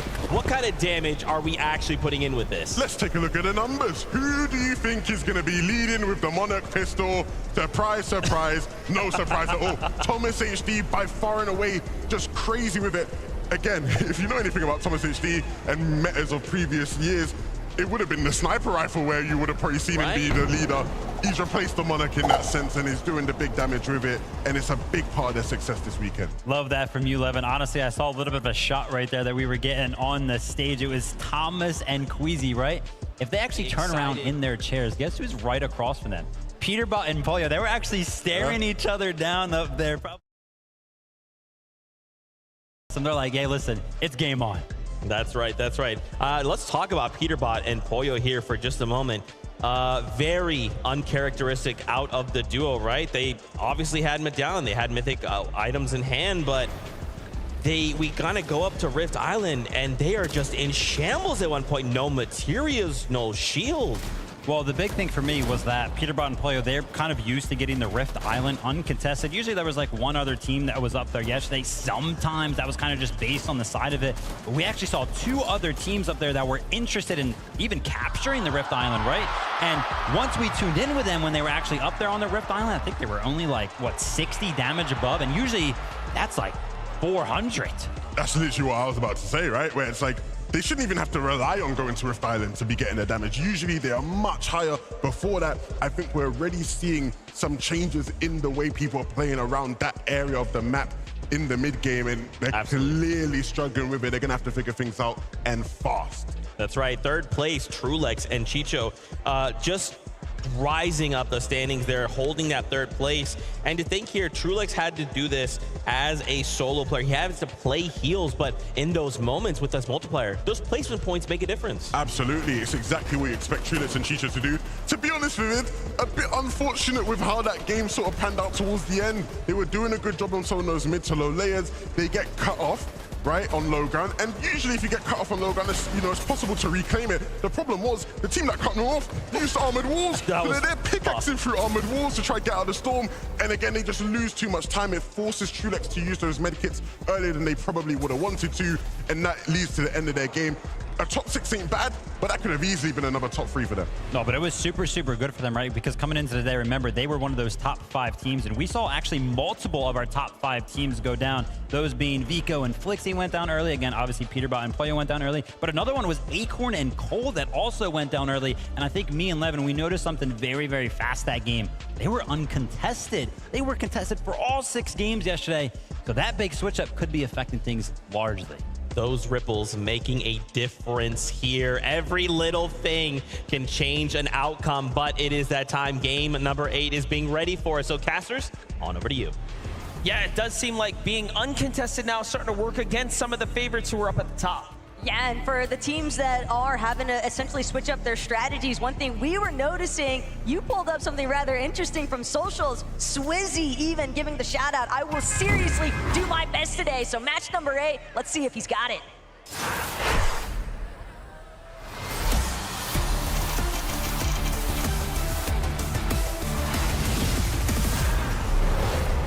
Game number 8 is here. And there is a lot that we have brewing now here inside the Storm and on the Battle Bus, of course, given that the gap has officially closed. And you saw in the interview just moments ago, Queasy mentioning that, hey, if there's enough space between me and 3rd, we're going to do everything it takes to secure number 1. And that might be one of the worst things ever if you're Peterbot and Pollo. You almost have to try and block it out, but how much can you really ignore when you see the gap chopped so viciously after a singular match because of that 1.5 times point multiplier? But drawing that conversation back to that little note that Vivid had touched on, teams that were contesting each other, they might have gotten very accustomed to having consistent damage. I think Acorn and Cold specifically, they were so directly in control of Brittle Beachhead, Andelix and Sato. They tried their best, but they realized this is not gonna work out. We've got to completely revamp our strategy for day 2, and now it's up to Acorn and Cole to figure out a new game plan on the fly. Talking about that, even Huddy and Kovacs now have seemingly demanded their respect from Stroll and Sky, who have given up the Rebels. Roost already moving out. Likely that they had a bad drop here, and these small micro changes will absolutely create domino effects. So what we're looking at, 7th place now, doesn't have as many teams there. We already know Vino and Clix had a little bit of a different situation unfolding at their drop. Peterbot and Pollo had a team move out, right? All of these teams now have to make adjustments. But Venom moving in quickly towards that launch pad. It's evident with the forecast tower in sight, there's going to be a brawl stemming out of Sandy Steps, but also drawing in the attention of teams surrounding this southern section of the map. Look at this. Stored Reels definitely getting active. Power Alex, Power Worthy continuing to perform very well on the drop. But that mid game, they can tighten things up, possibly leave the Reels faster. They'll be better off. Angle's looking good here. All shield bubbles expended, but look at the distance. There is, of course, more players coming in. Love this snap fly adjustment out of Cooper and Kanata, though. They recognize, hey, we had issues with Surge. What better way than to try and third-party teams that won't be expecting it? Alex and Worthy, they're still trying to chase down Merstash. They find the second elimination. Malabuka and Merstash fall yet again to Oshi, but now Kanata, Cooper, they're not gonna let them relish in the moment for even a second. Kanata immediately breathing down the neck of Alex. He's trying to get a scramble out, but he hasn't had a chance to regenerate anything. He's just hoping that his teammate can try to provide some relief, but Kanata and Cooper, they finally find Alex, and that's gonna be the end of one half of the Oshi Power Boys. And you can see Alex's only concern there was, let me buy time for my teammate to get out. We can still play this game. So Worthy looking to secure as much loot as possible and then rotate out. Meanwhile, seems like EU's Chap and Teeny here are going against NA Pars and Baka. So far, so good for Pars and Baka, who have a defensive hold inside the factory, but Teeny and Chap likely feeling like it's a little dangerous to step in now. They're gonna take what they can and move on out, it seems. Teeny possibly reverting back to his old ways. There's Chap next to him. Seems like they want to look to try and apply some pressure to any teams that might be looking for some easy fishing strats over by the dock next to the ship it station. Yakko and Swizzy on the other hand, popping off at the raft. They're gonna manage to find threats in the process. And this triple contest situation just continues to heat up, but this is a very different Brutal Beachhead vision in comparison to what we've been used to seeing.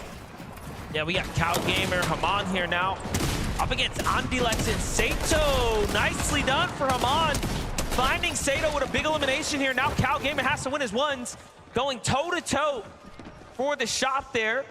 Andilex extremely weak, but instead causing the backup and beautifully done as Haman finishes the deal here for Middle East. And they're gonna find themselves a wonderful set of eliminations. Now the drop is theirs, no Acorn and Cold. So clearly a rotate must have happened and a lot sooner.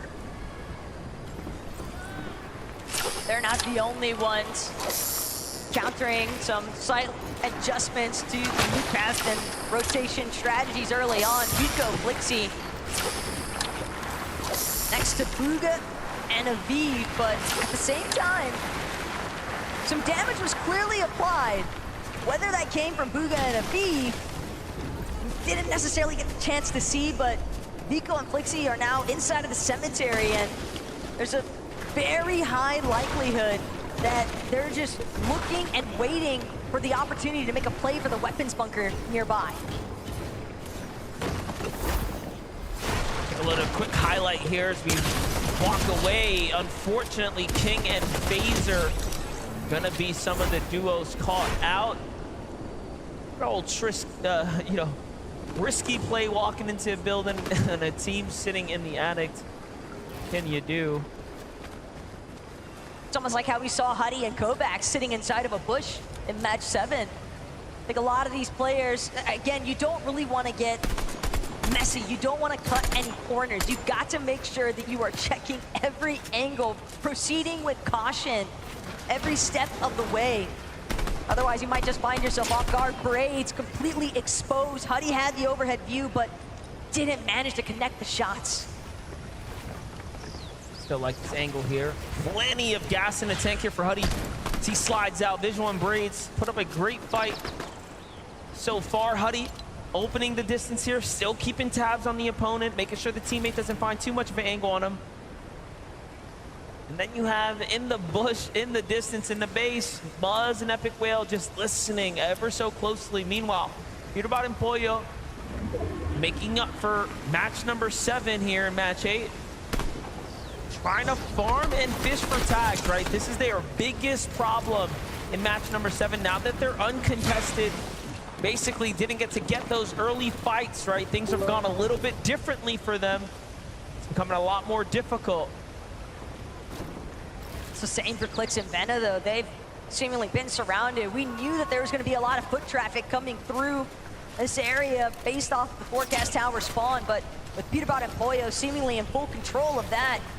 Clix, Benno, they're now gonna have to choose a new method to try and establish some surge tag damage. And again, with Storm closing in on their backs, they could take their time. They could still potentially loop back around, hit the vending machine that they're familiar with, if that's still standing. Nino looking to see if he can find any tags anywhere. Meanwhile, Chicho and Trulex, they've been putting on a performance worth studying. You have to start to wonder now, what is it about their drop spot, their mid game, their early game that they've been able to do so well, that they've continued to make end game and then perform at the highest caliber, now being one of the few teams in the race here for the first place. They still have to keep it up. They've still been contested, although the team that's there has given them a little bit of room to work with. Meanwhile, a team that has a lot less room, Swizzy and Yapko, right? You all know the Raft has been highly fought after. They have 3 elims, so they're not making it easy for anyone, but hold up, Clix is in a battle. It's Crisp on the other side of this box, but Clix, Benno definitely looking a lot more healthy than their counterpart, and sure enough, Benno is gonna close this one out. That's another elimination, 12 points already. Keep in mind, that point multiplier doesn't just come into effect for the placement, but eliminations also being worth 6 apiece. It's a great way to climb, but Benno, Clix, they've gotta be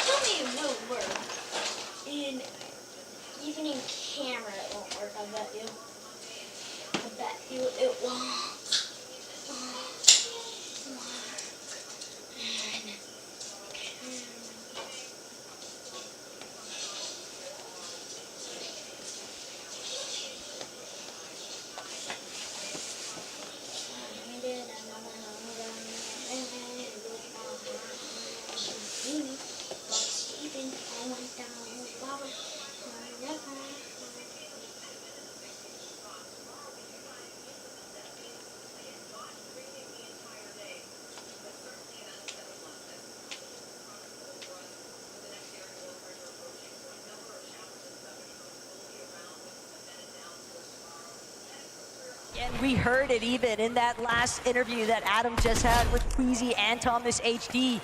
They choose to still play the game as if nothing's gone wrong. There's been no spoiler in effect for the first place team because they know their best performance is going to come from 0 distractions. Crazy to think that if the OCE team didn't rotate in at that time, he would have gotten the bandage off and we would have still seen something potentially unfold. But the reality is now, top 5 is going to shake up. And at this point, Peterbot and Pollo, they might just have to hit the drawing board themselves because that's 2 for 2 on the start of today. That is just not gone anywhere near the direction that they would have hoped here in day 2. But on a separate note, Thomas HD, Queasy got a nice overview of the rest of the map from their current position, just trying to use some of the natural elevation to base up on. And here at Mount Olympus, a couple of teams nearby, but they've just got so much space boxed out and claimed. Bryson Bolts with the Rift Island, Chicho and Trulix down low, still sitting pretty in 3rd place right now, based up under the Rift Island. Not an ideal situation to be in here, given that teams won't rotate because they see the island, let alone get a better angle for Chicho and Trulix. Very unlikely, but they have a duo in sight. It'll be important for them to find a couple tags here. 340 above, they should be okay for the time being. However, that's the damage that we're looking for. Another little bit of a shock, though, as far as our top 5 is concerned. Spinks and Dukes have also been eliminated. They've jumped up a few placements after their match 7 performance. They were sitting inside of top 10, 9th, I believe, to start day 2. So the fact that they've fallen here already just means, again, ample opportunity for some of these other teams to try and leapfrog their way up and over inside of that top threshold of the leaderboard. But Vico, Flixi, first off, they've got to deal with a little bit of pressure coming from the north side of where they're based. And again, Vico and Flixi, they had some success whenever they were able to find those forecast towers in yesterday's matches, but it's not going to be as easy this time around, and Bryson Bolts are a big part of the reason why. Bryson Bolts, slow and steady, wins the race, and they have been working their way on up. Just look at those standings right there. Currently in 6th right now. Most of the immediate competition sitting on ice for a second. Another unfortunate run for Cold and Acorn here. And they're a day 2 type of team, so really have to scratch your head and wonder what's happening over there. But Clix and Vino have a lot more to worry about here. Resigns and Demo out of the question here, trying to look for the fight. Vino with a monstrous tag, and they just shut down Resigns and Demo, really showing them who's the kings of this one right now. But Chicho and Trulix have also met their match. What is happening over here? Rift Island just continues to get even more traction surrounding the baseline of it. Teams that are potentially hoping to try and utilize some of the mobility aspects surrounding it, such as the rifts, and in fact, Chicho, Trulix, they're on the go. But remember, Queasy, Thomas HD, they were sitting on a peak near Mount Olympus. There's a very high likelihood that they're gonna be looking to take some shots at some of these teams rolling in from the Rift Island. Aviv and Boog are definitely one of those teams as well. They have a lot of high ground. Back on over to Bolts and Bryce, though. Finding Agers out here on the rotate there. Very, very important tags, given that they are just 40 above the damage threshold. So just couple moments before that starts to affect everyone here. Big moves coming in though. Once the zone closed, the damage will start to escalate very, very quickly. The later the game goes, the more storm damage it will of it. Bolts and Bryce cannot afford to mess around here. They will luckily pull zone to their side. However, they are under the focus of the rest of the lobby. It's not looking good here.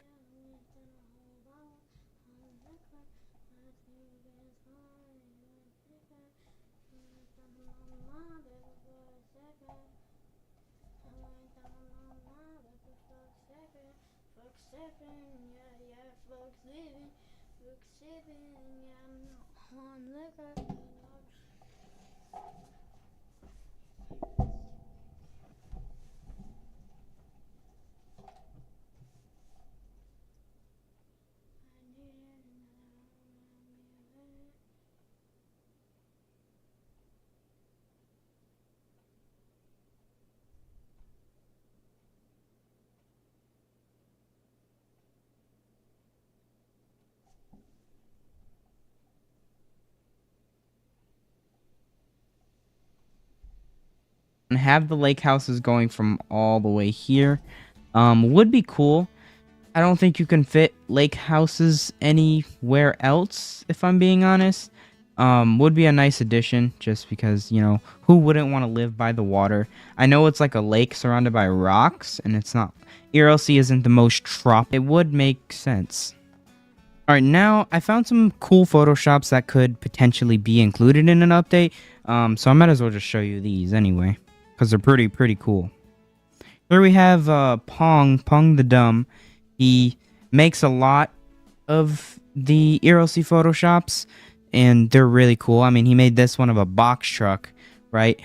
Like, honestly, that could pass. Other than like this little, I don't know, it looks very cartoon. Zone's gonna pull here, and it was the right call. It's going far south. You know, these are the things you can't really account for. When the zone starts to bounce like this, it makes a big difference. And Vico and Flixie with an excellent early rotate right now, taking advantage of everyone's decision to kind of wait this one out and come up and formulate a strategy. Huddy and Kovacs, though, below the surge for the first time on the tournament weekend. And again, keep in mind, this is a duo that hasn't necessarily been struggling with surge, but they've also, thankfully, managed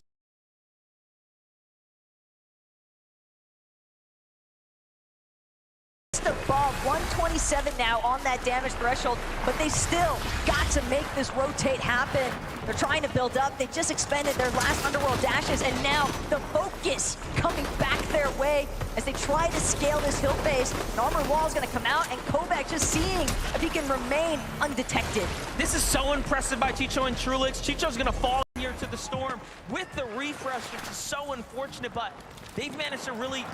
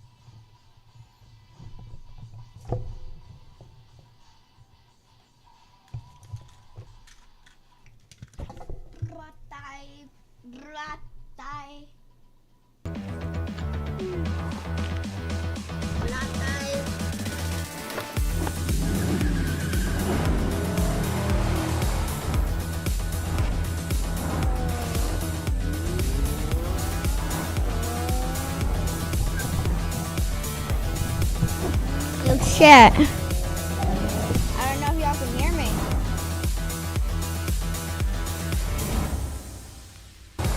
Check.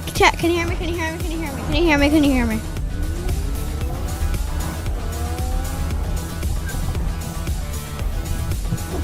Oh shit. I don't know if y'all can hear me.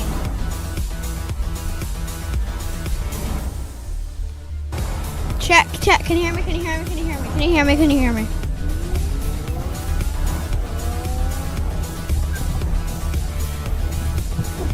Oh shit.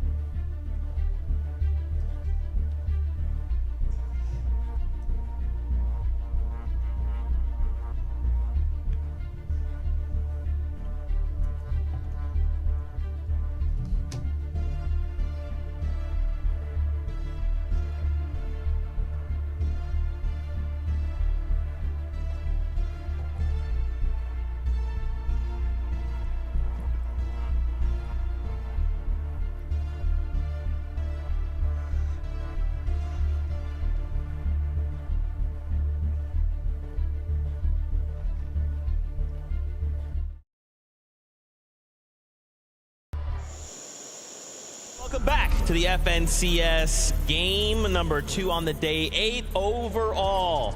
Seti, Cammy find themselves the victory royale as well. Fortnite fan, please give a big welcome Kelly Link and Mini Miner as they join us here to break down this game.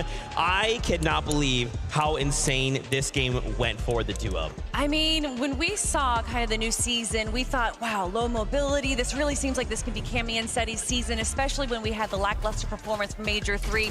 And then day 1, it was a bit of a disappointment, but they are here to show up now from the high ground, taking absolutely crazy shots onto some of the biggest names on the low. Yeah, and it's something that we spoke about on the desk yesterday. This team have the potential to take high. I think if you're a traditional Fortnite viewer, maybe you haven't watched for the last few years, you might think, oh, this is a sort of low ground consistent duo, right? That never play high. No, that's not the case. These guys have learned how to play high these last few years, and of course they can pull it out when they need.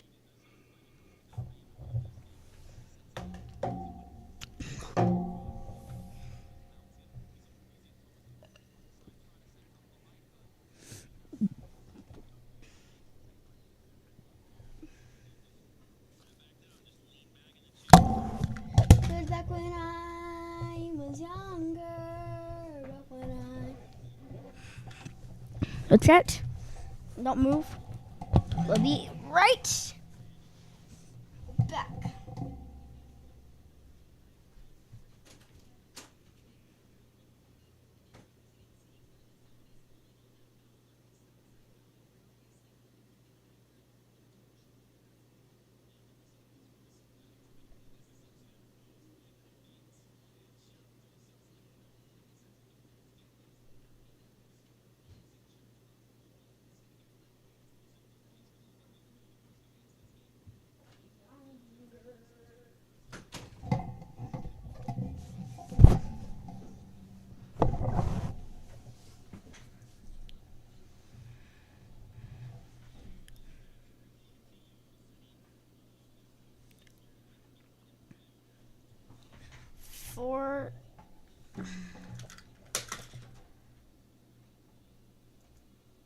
Fortnite redeem.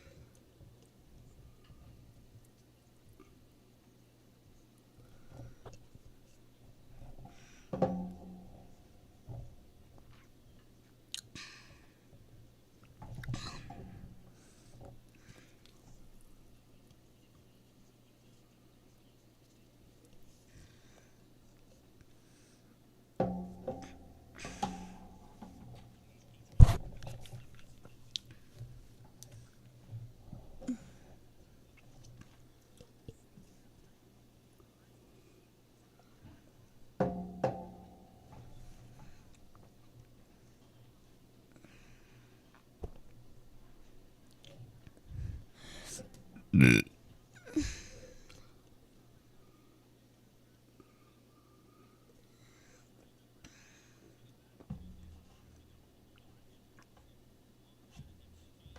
long have this been on?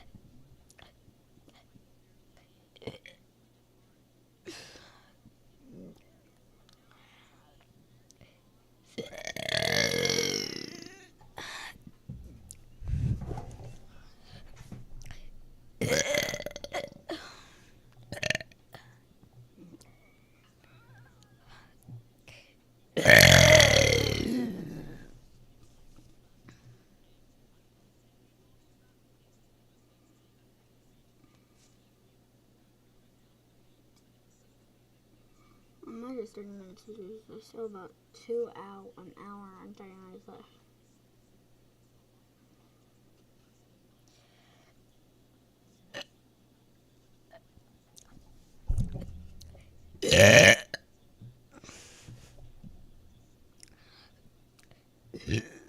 Chat, I'll be right back.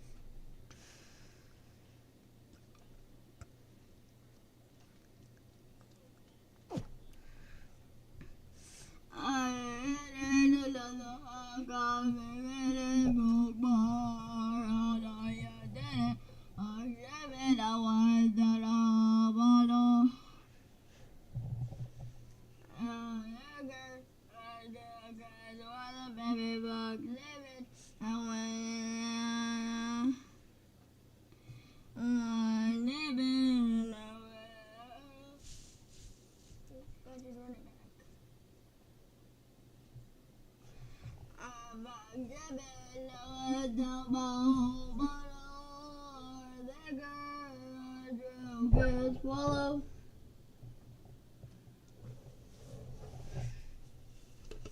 You know that I'm fucking with me, y'all. Oh my God, Xbox is turned on. Rataya toy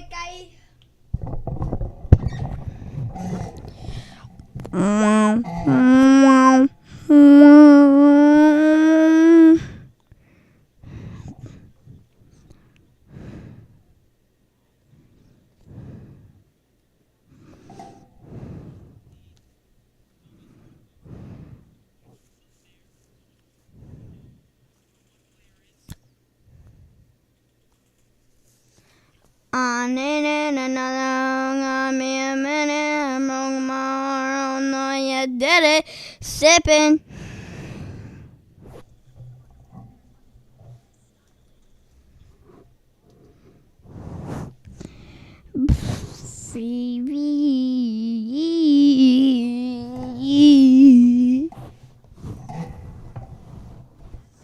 Bratata, bratata, bratata, bratata, bratata, bratata, brata, brata, bratata,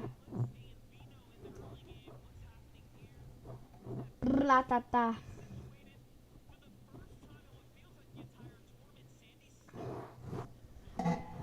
Ratata. Ratata.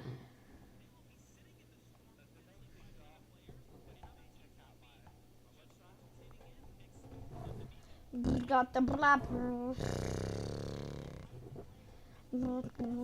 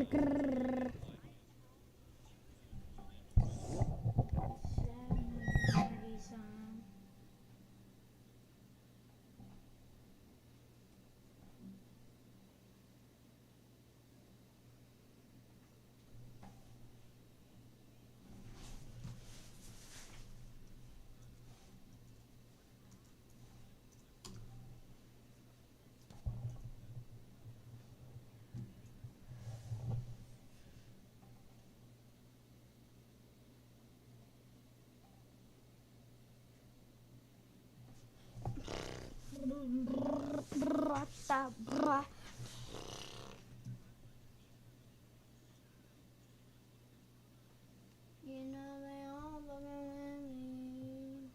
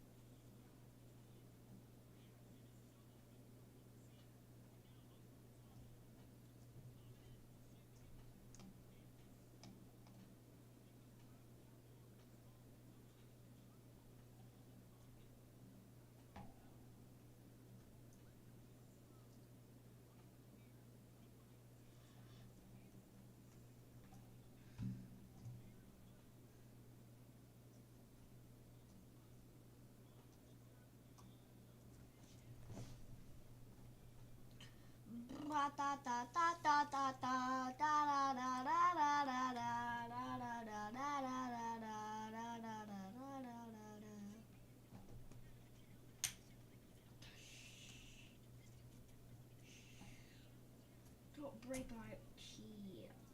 Ball.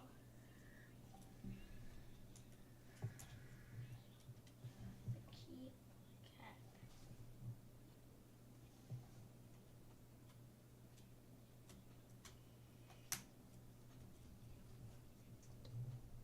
Does that mean I can take off the space bar?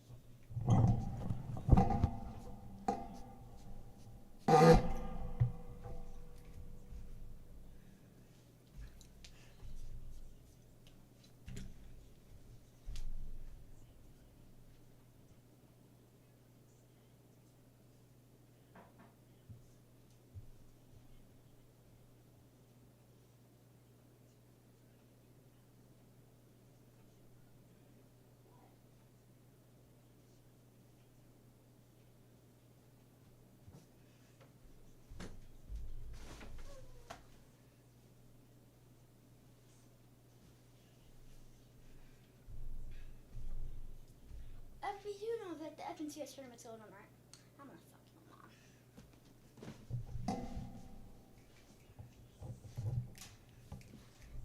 Give me the sick bag. No, sick bag. That's what I said. Sick bag. No, nigga. Nay, back. Nay.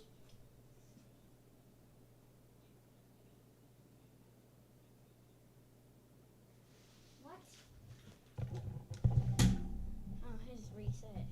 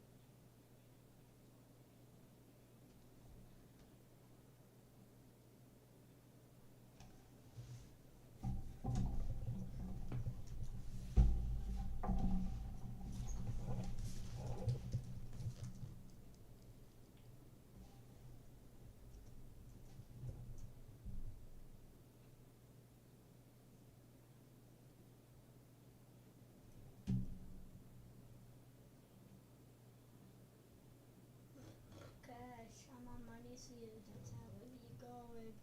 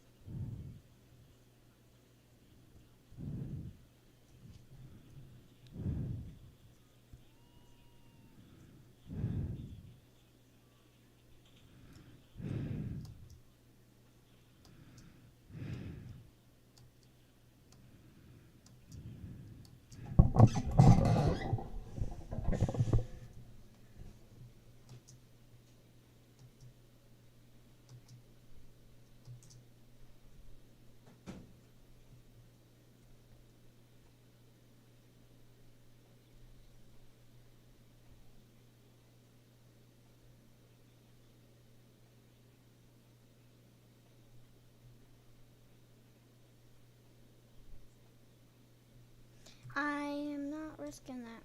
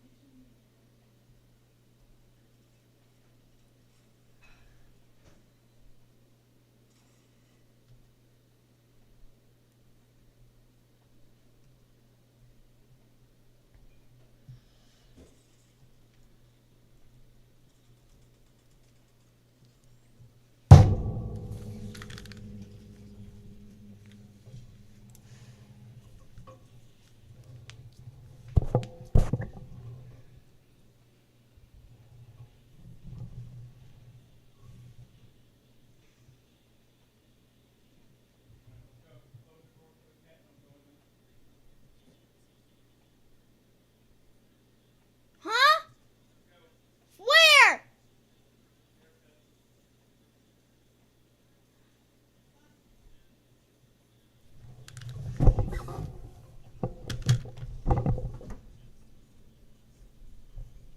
How long will it be? How long will it be?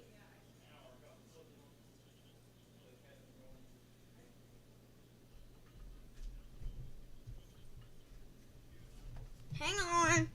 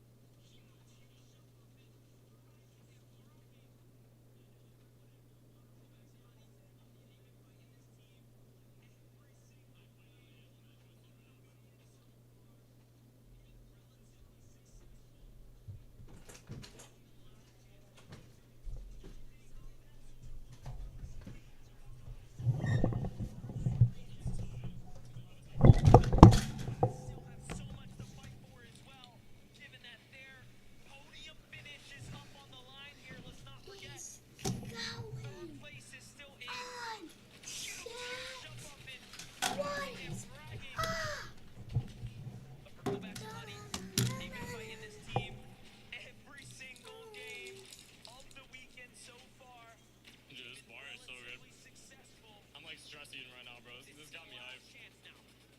Neither side willing to budge, but for Sky and Scroll, they seem to be on the receiving end for the most part. Hut and Kovacs trying to close in. They know just how injured they actually are, but Kovacs a little bit too ambitious.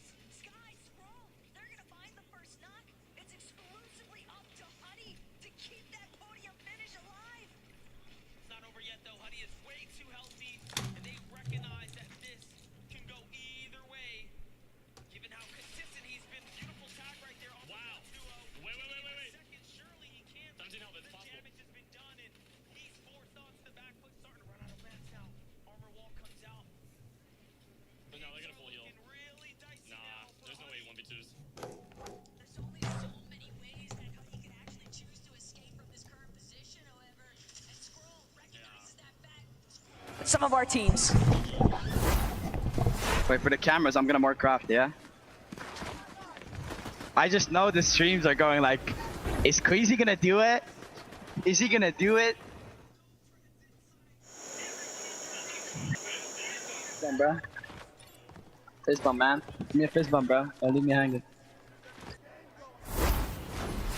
He thought about it. He tried to bait us. But no, you know, I do respect the fact Queasy and Thomas HD and their ability to stick to their guns, not be pressured into a decision that can throw their entire opportunity away.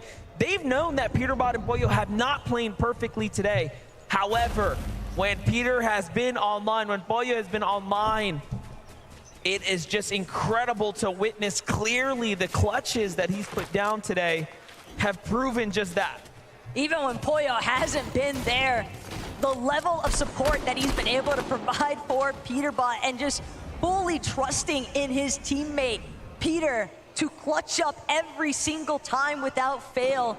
That is a huge amount of pressure rested upon Peterbot's shoulders, and yet he plays as if there's nothing weighing him down in the slightest. What's really interesting about Peterbot and Boyo as well, the way they're playing right now, they're not taking any chances. Anything that moves is getting shot. You saw there even Clix off in the they're hitting everyone back. They're gonna want 1,000 feet between them.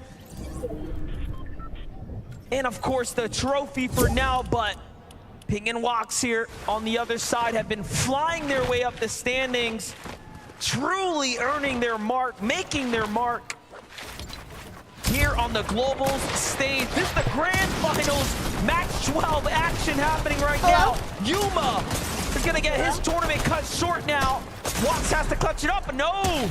Rise has a different story on hand here. Gotta be careful now. The damage has definitely already been done though by Wox and Ping. Even if Rise manages to overcome this 1 versus 2 scenario, without his duo, he's gonna have to make a play for the reboot ban, and that's gonna cost him so much time. Wox, Ping though, they've got other things in mind, and that's continuing their streak here in the final hour. 2 eliminations already, a third party closing in. They've got ample amounts of shield though. What they really need is more white heals and an opportunity to disengage, most importantly of all. Honestly, from Wox, that was an incredible angle to counter the ramp that was thrown in the box right there. Quick thinking, swift action. Gonna allow them to win that fight right there. Tinka has to be careful. They may have won an OCE championship, but here on the global stage, everyone is on equal footing. Things slow down for a moment. Other teams lurking nearby, listening, watching. Brazil, OCE. You never know who's gonna jump in first. Chicho.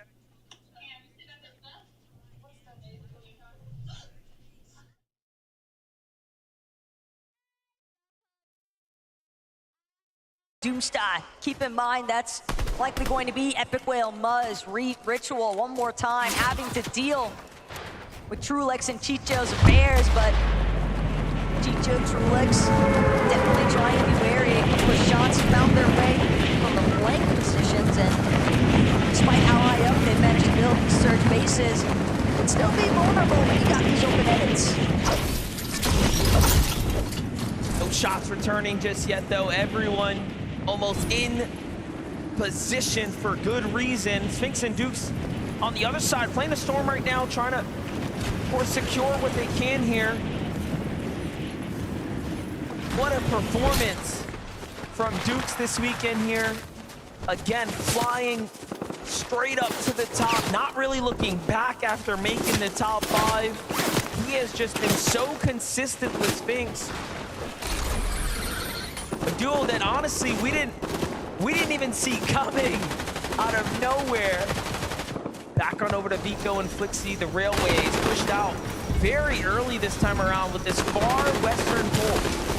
Part of the reason being, though, we saw Vico and Clixie last we checked in. They were trying to surmount the base around the forecast tower that spawns just a little bit next to Dopenhazen, but with Bryce and Bolts right behind them, you almost have to imagine that Bryce and Bolts potentially going to push them out of that position.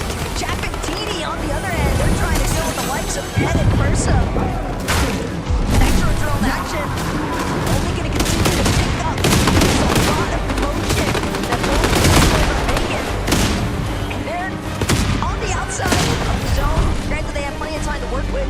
Teeny and Jack could also always opt to take this flaming boost if they feel as though this battle isn't worth their time.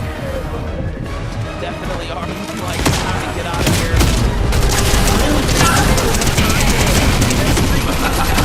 Get the material. Find your way towards the mid game here. Meanwhile, Luga falls to the hands of Muzz and Epic Whale, and they are racking up the loot now. Other teams are still here at the Doomstot though. Big rotates coming in, it seems like, from Reet and Ritual. Mapoli and Zoyota as well. Just lurking, trying to find an opportunity here to pounce in. That was a big set of eliminations, though, that Muzz and Epic Whale managed to find. And the fact that it was on to Aviv and Bugha can be crushing when you consider that they had started to surmount the comeback potential, trying to maintain the top 10. Aviv unable to get the revive. Respect the commitment, but Muzz and Epic Whale just a little bit too quick on the collapse.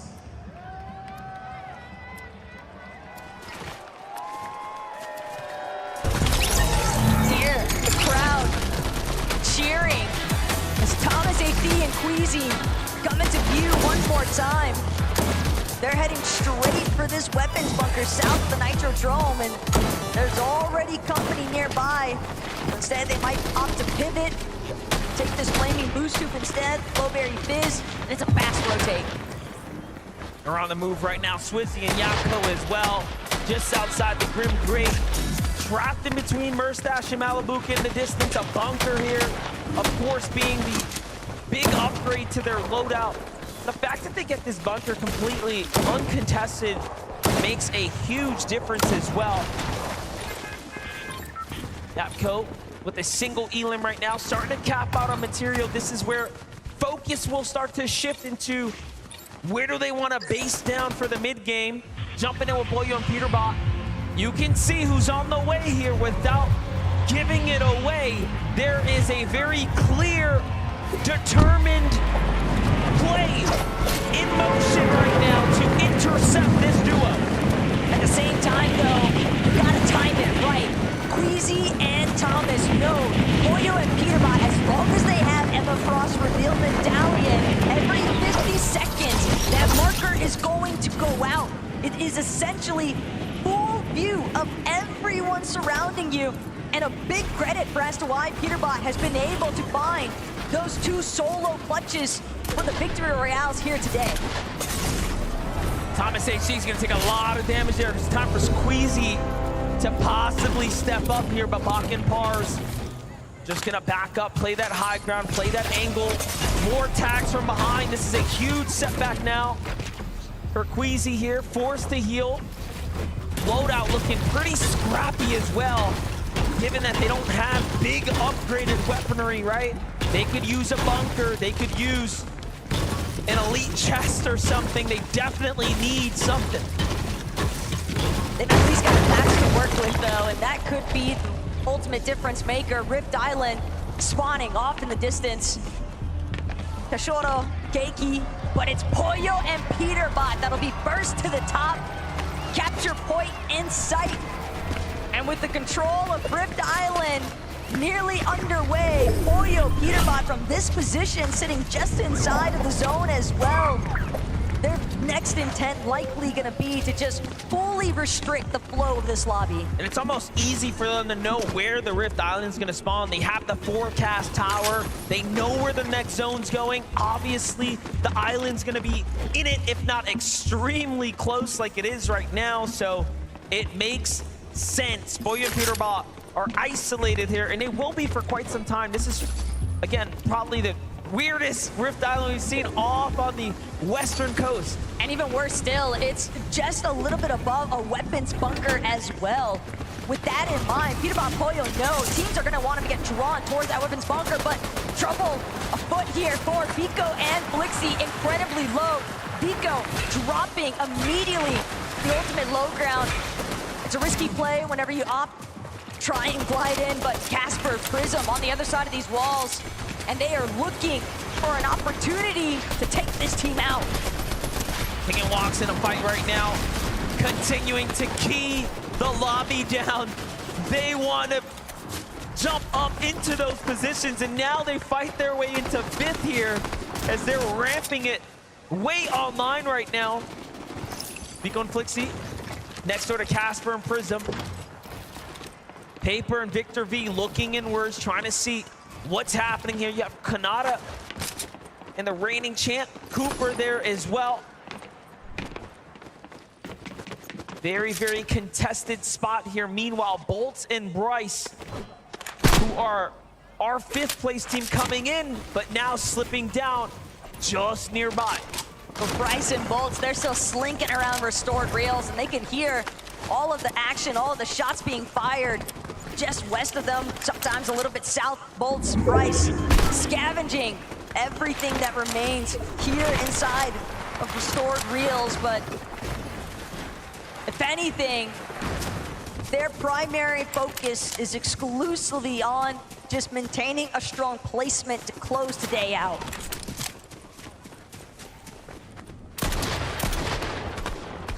Great tags from Chicho. Every time we've jumped in, he is just on it with Trulex here. They played very, very well. That 3rd place spot is what is open for them right now. The pop this Blueberry Fizz and get their rotate going now. Of course, half the dashes, given that it's right on top of the Grim Gate. All things considering, if the zone ends on the Grim Gate, that will be a factor in its own to take into account for an end game.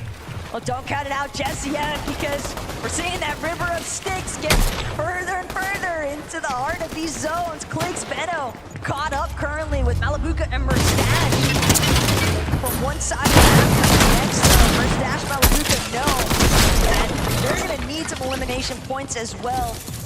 They lost a lot of their footing they had after the conclusion of day 1. Day 2, just too many threats, too many times of falling victim to the power of Oceana, Alex, and Worthy. And now Thomas HD, Queasy, they've managed to work their way from that sticky situation of dealing with Pars and Baka at the Shipit station, but still more trouble afoot here because they are fully aware of the fact that this current Surge base is not empty. It looks like they're looking to gear back up to take the fight again because they have to here. But Queasy scarily leaving himself available and open, trying to tempt others to jump in. Meanwhile, Baka and Pars are gonna bring it down and then go for the catch. This could be everything here. Thomas takes a lot of damage. Queasy is hurt as well. The lobby sees what's happening here, and a desperate spray of builds starts to come out to try to keep them alive. No armored walls. This is the worst we've seen their loot. They went for a risky maneuver really early on for what looked like an attempt to intercept Peterbot and Pollo's pathing, but now instead they find themselves caught in the crosshairs, 2 below the damage threshold. Seemingly the first time it feels like this weekend that we've seen this duo truly struggle with their surge management, but just like that, Thomas, HD, Queasy, they find a moment of relief, a chance to breathe here, generating those shields as much as possible. But the situation continues to remain dire here for Vico, as he's a solo, no Flixie. A lot of our top 3 right now in desperate situations for Vico here. What can you do? He's only 47 damage above the threshold. The damage needed starting to rack up here. He knows it, we know it. And now he moves. Goes back to where his teammate was falling.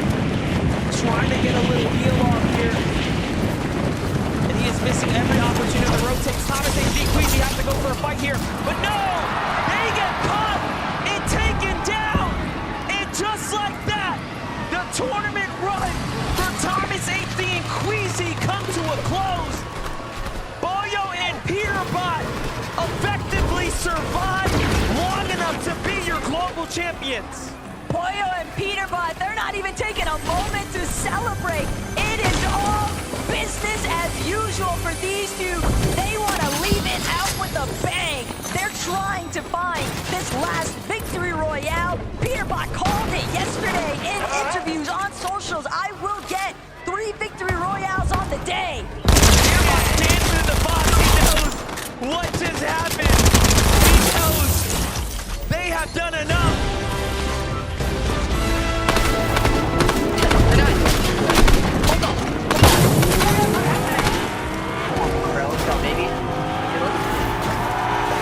He knows!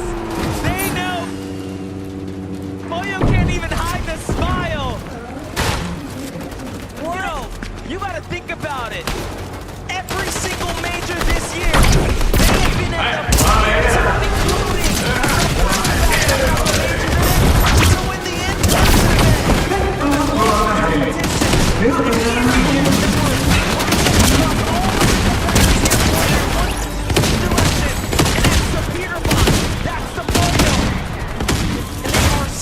showing up in the last game, and they'll very likely win this at this point. Peterbot is an undisputed best player in the world currently, alongside his duo Boyo. They're still making sure to deal with the lobby as needed. Ping floating in the water here, but Peterbot and Boyo, second in Major 1. And then the hat trick to conclude the year, first place every single time. What more could you ask for? And he's got some of the most victories pulled here on the grand final stage. Just keeping it so close as well. Nothing of a perfect performance by any means, but just so far ahead of the rest. Clearly, he's a cut above the competition, but for others, there's still a lot to fight for here as second and third are now out of the game. If Bolts and Bryce pull a big game here, they could very well jump their way up into some significant new prizing and maybe be called the third, maybe the second best team in the world. They're not the only ones seeking it out either. You've got to keep in mind Trulix and Chicho, Wax and Ping. Also, Spinks and Dukes. It had a little bit of a slippage, but everyone is still within striking range, depending on who actually closes out. Lobby number 12, Bolts with the elimination from afar. It's going to be Baka that falls. Pars now a victim of the surge damage takes as well as the focus of the lobby, and he's taken out. Bolt's on the move right now, looking to secure that loot. Nicely done for him, but they are barely holding on right now. The surge should turn offline here shortly. However, they still want to find damage just to give them that peace of mind. Meanwhile, Clix is still up, trying to navigate this game, so there's a lot at works here. Bolt's looking around, Bryce looking around. What opportunities are available here? Not many. Problem is how chaotic these final few moments are about to become. Everyone's got access to this river of sticks. Next to restored reels, the underworld dashes coming into effect. Teams able to conserve as much material as possible with these vicious rotates, not to mention the aggression avenues that it opens up with being able to immediately dash into somebody else's box. Clone, Kramsu even taking full advantage, immediately charging at Seti and Cammy, but it's Chicho and Trulex who are trying to make the difference here. Janet's gonna be taken out. Monarch pistol accuracy on point currently for Chicho. He's just so good with it. The highlights continuing to rack up. Now Ticho and Trula sitting underneath the box of Sphinx and Dukes, who have the high ground here, but a rotate has to come out. It's a long stretch from here to the new zone. Sphinx is on the move right now. 37 players in the game, 19 duos remaining. Pewterbot and Boyo still playing the low ground right now. They have eyes on Batman, Booger, and Rapid. They have eyes on Kanata and Cooper. Who will be the next to fall victim to your champions at this point? Pewterbot and Boyo are floating through this lobby. Quite literally, secondary height gonna fall under their control temporarily. They're still choosing to tart forward, maintaining this front side position. They haven't challenged height just yet, but that scan bound to go out soon enough. They know Shadow Virgo directly underneath them. Bryce Bolts now trying to collapse into the same layers, but they realize it's Boyo, it's Pewterbot underneath us. We've got to escape. They can't stick around him for too much longer, or it'll be disastrous. And what a storybook finish for Pewterbot and Boyo 2. They used to be the kings of Grim Gate, let's not forget it. They play very well with the underworld dashes at their disposal. Bolt and Bryce up against Phaser and King now. They are very, very weak. However, the Surge is online, and they're taking a lot of damage here. And Bryce and Bolts fall now. Walks, Pink, Trulex, Chicho, bound to have smiles from cheek to cheek, but the job's not finished. They've got to keep powering through. Same could be said here for Boyo and Pewterbot. They've already secured the global championship, but they don't even care. They still want more. Still makes you wonder how much harder everyone will need to work. They want to win this one and take it from Pewterbot and Boyo, because look at what they're doing. They want to close out in strong fashion, and Brazilian duo up top of Ed and Persa are standing in their way, and Boyo wants nothing to do with it. Boyo, Pewterbot, they know only one player is between themselves and hype. Instead, they will drop momentarily. They already got an elimination. Pewterbot's still looking for more, though. Armored Wall's gonna cut him off for the time being, but Pewterbot, Boyo, they find King. Another 6 points added to the tab, and it's not done yet. They're gonna heal all the way up now. A little bit of mats to work with here too, but they still need a bit more. Still looking for Ed, still looking for Persa, looking to break out the build. And I think they're up top, but no. They have everything to themselves now, but no material to work with. Batman, Booga, and Rapid, they can tell up ahead. Teams pressuring onto their ceilings, but again, Teeny, Jap, has already fallen, and Teeny just trying to do what he can to navigate the chaos. He sees Rapid go down. He wants to make his way to the body loop, but he's not going to be able to scurry any longer. Immediately taken out by Boyo nonetheless. Pewterbot finds Teeny all the while. Virgo next to fall. And Trulex Chicho just doing what they can to survive. And look at who jumps down once again. Pewterbot, Boyo finding all these angles onto everyone. Meanwhile, Chicho lurking on the low ground takes out the immediate competition, securing their 3rd place. Pewterbot, though, wants to win here. He's looking to take it from Reet. Claps back with a huge shot. Things have to slow down now. Boyo comes up to support his teammate. The scan comes out. They know where everyone's at. The med kit is there as well. Boyo, the perfect partner in crime for what is unfolding here right now. And just a couple of duels are left. They don't have a lot of HP. Boyo looking to show them what he is made of. Boyo and Pewterbot have had so much time now to recuperate what they lost as far as health is concerned. Pewterbot's already got one knock on to Trulex. It's just Chicho standing between them at this point. And Pewterbot finds his 3rd victory royale on the day, but most importantly of all, a global championship. The undisputed 2024 champion, Boyo, Pewterbot, taking home in the only way they know how, and that is with a victory royale. Congratulations. Everything was for this moment.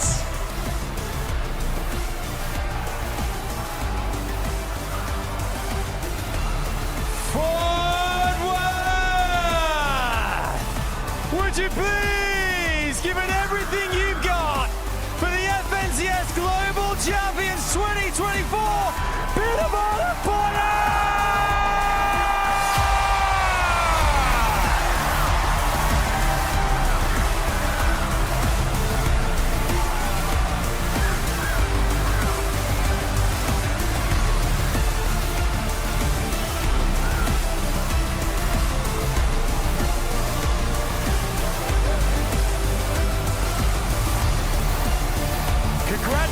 come this way, guys. Come and stand in front of me. Bring the trophy with you. Come and stand just here, fellas. Bring that trophy, because it is very much all yours. Wow, you've done it. The Global Champions Fort Worth! Peterbot, I'm going to come to you first. How does it feel to officially confirm Global Champion? It means the world to me. I mean, we knew we were going to win coming into it, and we're the best duo in the world. Poyo, the trophy is yours. It has been an incredible year. Tell us exactly what's going through your mind right now as well. I mean, this is amazing. Like, we got second the first major, and then win. It's 3P. We heard you earlier on the comms say, greatest in the world, baby. Is that what it feels like right now? You've proved it on this main stage. Yeah, we are the greatest in the world. I will say that, for sure. It's been an incredible 2024 for you guys. Back-to-back majors, the Global Championship as well. It feels unstoppable. How has your experience been this weekend? Everything play out as you planned? I mean, you came into this with such confidence, Poyo. Yeah, I think we were going to win. Like, the first few games at the start of this day didn't go as like planned, but it ended up working in the end. I'm going to ask as well here, you were really pushed to the limits there. You came in strong today. Bit more difficult, but you managed to ride through what the experience of this year and those major titles as well. That's really what feels like got you here as well, to confirm officially greatest in the world. 3P. We got a 3P now. I'm going to ask one last time as well, for you guys, Poyo, what do you want to say to the fans out there? I mean, Fort Worth, make some noise one more time. The fans there, everyone watching at home. Anything you want to say to them down the camera right now, just say, what do you feel? You and Peterbot right here. Thank you for everyone being here. My family's here as well. Thank you to them. Thank you for being here. Peterbot. Same for me. One more time, Fort Worth, would you please put your hands together and give it up for your FNCS Global Champions 2024, Peterbot and Poyo!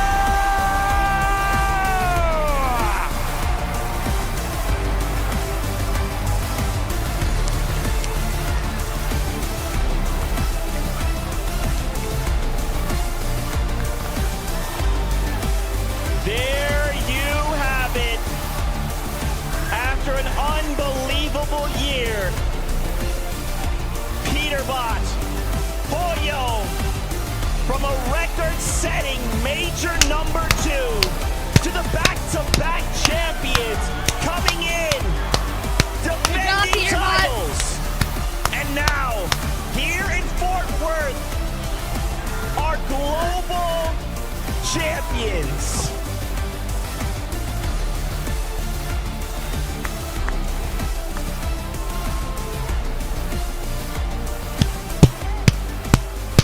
Gentlemen, take a deep breath. I don't need a deep breath. You don't need a deep breath. I love it. Guys, I want you to just bask in that for a moment. You've done it. You set an unbelievable record in Major 2. You back-to-back in Major 3. And then you take it that one step further. A global championship title. Oh, bro, let's go, dude. Poyo, you said you're here with your family. How does it feel, man, to know you're a global champion? You've worked so hard all year long. Your family is here. NA is here with you. Fort Worth is here with you. Dig deep, tell me, how does it feel? It feels amazing. I mean, last year I didn't do like as good as I wanted, so now winning, it feels even better. And then with the fans, my family being here, it makes it even better. Peterbot, same question, brother. Dig deep, let me know, how's it feeling? I mean, I have like 20 family members in the crowd right now. Let's go. Feels the world, you know what I'm saying? Awesome stuff, guys. Listen, it's hard because you guys have broken records throughout the entirety of the year, almost every single one that has ever existed. You guys got second, first. Now you went on the international stage. I guess the question for me is, are your eyes or your goals set on anything else? Like, have you done it all? Do you want to go further? Do you want to just keep winning? Where are we going? I mean, you can only just keep winning. Peter? Yeah, I'm not gonna lie. I think we're gonna win 3 out of 3 next year and win the globals next year too. Wow. Imagine that. Imagine that. Look, Poyo, you burst onto the scene last year. I remember you were trying out with Boog. Everyone said, who's this kid? Poyo, where's he come from? NA West, what on earth is going on? Your rise has been incredible. And of course, understandably, everyone looks at Peter and goes, this guy's the best in the world. But for you to have achieved what you've achieved the past 2 years, right? Talk to me about how you've done that and advice you'd give to young up-and-coming talent who want to do what you've done. Yeah, so I got a good teammate, Spinks. We ended up getting 3rd, 5th. We got a coach that really helped us. So from that, and then I played with Peter. So then we won. So to the people like out there that want to play, just play, just play every day, and then just watch people, watch pros, watch your mistakes as well. Guys, I want you to take a moment here. I just want you to just look around this stadium. Look at all of these fans standing up for you guys. They are here with you in this moment. You have created a moment in FNCS history that we'll remember forever. What do you guys want to say to these fans, to the fans at home who are watching and want to aspire to do what you do, who are literally yelling your name the same way these fans here have been yelling? Yeah, I'm not gonna lie. It's home court advantage. The fans, you guys are amazing, and I appreciate all you guys for coming out and watching. Oh yeah. Same thing. Absolutely fantastic. Fort Worth, one more time, give it up for your global champions!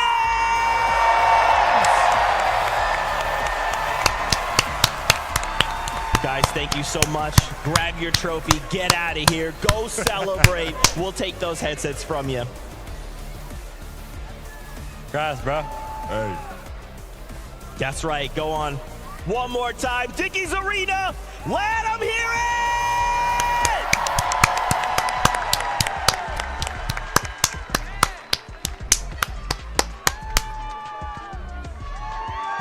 Man, Vivid, Levin, what do we even say? What else could we say about this duo? They have not allowed us to talk about anybody else. We've tried. We have tried. And yet, every step of the way, they have stolen the spotlight. And now they walk away as global champions. I mean, being closely associated with the NAFNCS throughout the year, there were doubts every single major for this duo to win it. Yeah, the first one they got second, but every single time they proved everybody wrong, and Levin was talking about it. I mean, there were huge doubts coming into the global championship this year. Oh, Peterbot not going to be as good in person. Well, I think this performance has shut everybody else up. I have no idea what negative things you could have to say about this duo. They seem unstoppable. I think everyone's pretty much established that, yes, these guys are the best team in the world. Forget about that. They are the best team of all time. There has never been a duo this good. Speaking of individuals, of course, the big man, Skinny P, there has never been a player that good. Nobody has reached the levels he has shown us this weekend. The way he played, I don't know if anybody ever will. This guy is a different gravy. This duo is a different level. And I can't wait to see what the future holds for them, man. This is special. Just to think as well, I mean, Peterbot, it's crazy to think about it, you know. He is just this star, but behind every star, there's always that player to help him shine brighter. Pollo, it didn't matter the situations. He was always right there with Peterbot. In those situations where it looked bleak, I mean, even in that last game, Peterbot gets absolutely cracked and is recoiling, and Pollo is there instantly. Here's the med kit. Get back in the fight. This is the last game. We must win. Sometimes it's hard to visualize. Sometimes it's hard to quantify, right? Just looking at the pure statistics. But these type of performances from Peterbot were not happening before teamed up with Pollo. There is something special about the chemistry of this duo. And while it may not always be obvious, it is definitely there. Absolutely. I mean, honestly, these guys are the blueprint going forward. I think everybody sort of had conversations after that first Major 2 dominance of, is this the future? Do you put two crazy fraggers next to each other and try and get them to figure out the game? I think we'll see a lot more duos in this mold being formed for years to come. Just fantastic stuff, Levin. I have a question for you. You like to say that EU is on top, but how many FNCS Global Championship titles does EU have? Go on. How many global championship titles does NA have? Vivid, you were wearing a shirt yesterday. What was on that shirt again? NA on top. What do you got to say about that, big man? Hey, man, 2024 has been NA's year. Absolutely. And I mean, no better duo you could have had than this one to be leading the charge for your region. I want to say a big props, of course. Everyone's going to, you know, give Peterbot and Poyo the praise. Absolutely, they deserve it. A lot of people expected it to be a blowout coming into the Global Championships with how good they've been. For Queasy and Thomas to have pushed it to the limit, honestly, I can't even believe Thomas has come second again. You know, Queasy on the global stage to come second again. It hurts. It hurts me. It will hurt them. But props to them for just how good they've been and at least pushing us to the final game. That was something many people would have never expected to happen. So props to them and the rest of the EU boys filling up that top six. The rest of the EU boys filling up that top six. Super impressed by all of them. Yeah, I mean, we obviously have to give Queasy Thomas flowers, right? They were the only duo. The moment Peterbot and Poyo started to pull away, they were the only duo that could hang. And it came down to the wire there. If their loadout had been just a little bit different, this could have been just infinitely changed. To see, you know, obviously, Viv, I would have loved to see just like Invitational, and he knew what he was doing, but still, to have just an amazing run. And of course, $300,000 there to the duo for coming in second place. Once again, life-changing amounts of money. You have to be proud of this duo. Yeah, I mean, I can almost guarantee you that they're going to be heartbroken, even though second place is incredible. And we do have to point out the fact that, yeah, we came into day number 2, or maybe even the global championships as a whole, being like Peterbot and Poyo, they're going to run away with it. It's not even going to be close. But Queasy and Thomas, they gave us that race. They were very, very close. They were applying the pressure to Peterbot and Poyo, and that alone deserves its own recognition. Look, I've been handing out flowers just now. I'm going to hand out some more flowers. I just got up on that stage a second ago and was talking about moments, right? One of the moments I mentioned involves Queasy 2 years ago at the Invitational. He is now a part of, again, one of the best moments we have had in Fortnite history. This is the best IGL of all time, the greatest IGL of all time. Again, he might not be happy hearing that. Now all he would have been caring about is the chip, winning the championship. But give Queasy his flowers. GOAT status. That's right. I mean, and of course, just a massive reminder, these are the 50 best duos in the world for Fortnite. If your favorite duo maybe did not, you know, win or walk away in the placement that even they thought was worthy of winning or walking away, please go find them on socials. Go send them love. They are one of the 50 best duos in the world. And they competed and left everything on that stage for you at home, for everyone here in this arena, and for Fortnite history. It's been an incredible year. 2024 closes out with a bang. Global Championship delivered. We were jumping up here on the stage. We were screaming. There's probably been some voices lost throughout the arena. Shout out to the Fortnite fam and everybody associated with the competition. And a big shout out to the competitors for keeping it clean throughout 12 games. You guys delivered. Thank you for the show. And one big congratulations to Peterbot and Poyo. Got to echo what Vivid said there, man. Put it perfectly. This has been one of my favorite events of all time. It's been special. I can't wait for what the future holds. For all of these players walking off the stage now, they've been great. I hope to see all of them back in the future. That's right. Fortnite fam, thank you. Thank you. Thank you so much for allowing us to live this crazy dream of bringing 50 duos from around the world to compete for a title of global champions. It has been an honor and a pleasure, and we look forward to hanging out with you more in 2025. From these fantastic people, from Mini Miner, from Kelly Link, from Monster D-Face, from The Best Taco, and Adam Savage, we look forward to seeing you in 2025. Until then, we love you, keep yourself safe, and we'll see you on that battle bus.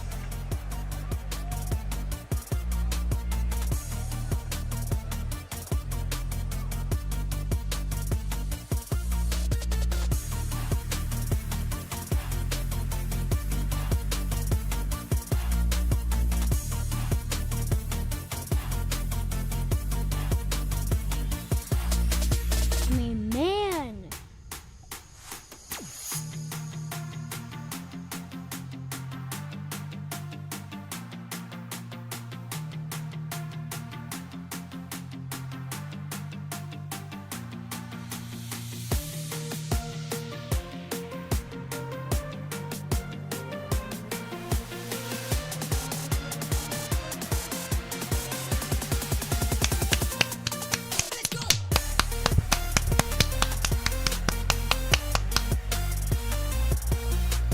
Man, I can't even believe it. We just wrapped up 2024. Just an amazing year of Fortnite. I was kind of curious though. What's the plan for 2025? Oh, $8 million in prize pool. That's actually really awesome. The players are gonna be really excited to hear that. Wait, I'm sorry, step back. Did you say trios? We're going back to trios? Yeah. Did you say Siphon?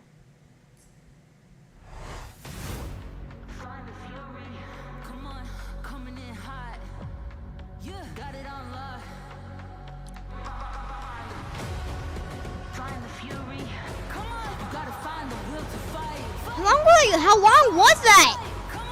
Shit, how long was that? 5 hours?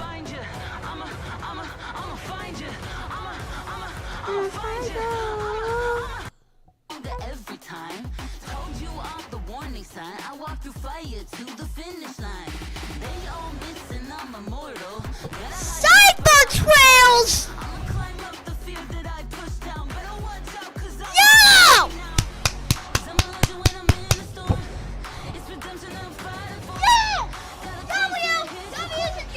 W's and Jet!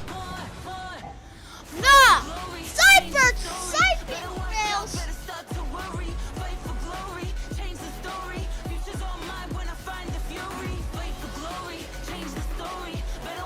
I'm not gonna lie, that was pretty good.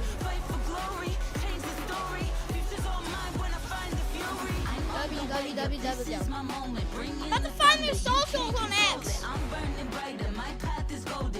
Peterbot, let's go. Good job, Peterbot. I am the chosen. I am the chosen. No! My path is golden. Keep building higher. I am the chosen. Cause I'm a legend when I'm in a storm. It's redemption I'm fighting for. Got a taste and it hits the core. And now I want more. Now I'm on top, got the world at my feet. Put that crown on my head, make you bow in defeat. I'm a champion. I've arrived, I don't stop, running back again. Now you feel the force of the beast. From the north to the south to the east to the west. I'm the best. I can feel the fury, put this dog on a leash. Feel the fire on my breath, hear the grind in my teeth. I'm an outlaw, put a target on my back. You can aim for. You can watch me fly above the rest. Sky high, hear me begging on my chest. I'ma find you. I'ma find you. Wait for glory, change the story. Better watch out, better start to worry. Fight for glory, change the story. Future's on mine when I find the fury. Wait for glory, change the story. Better watch out, better start to worry. Fight for glory, change the story. Future's on mine when I find the fury.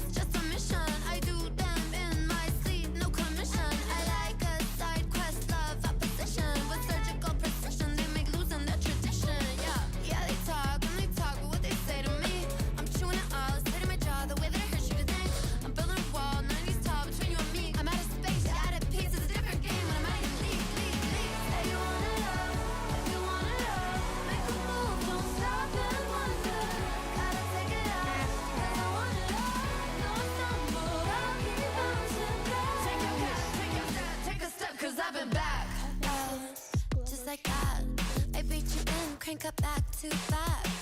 Oh, just like that. I see a dub in my future stats. my massive abode. It's lovely, it's cushy, and sometimes it's cold. And watch me get this gold. Oh, it all, I bounce back. I just want it all. I just want it all. Go bounce.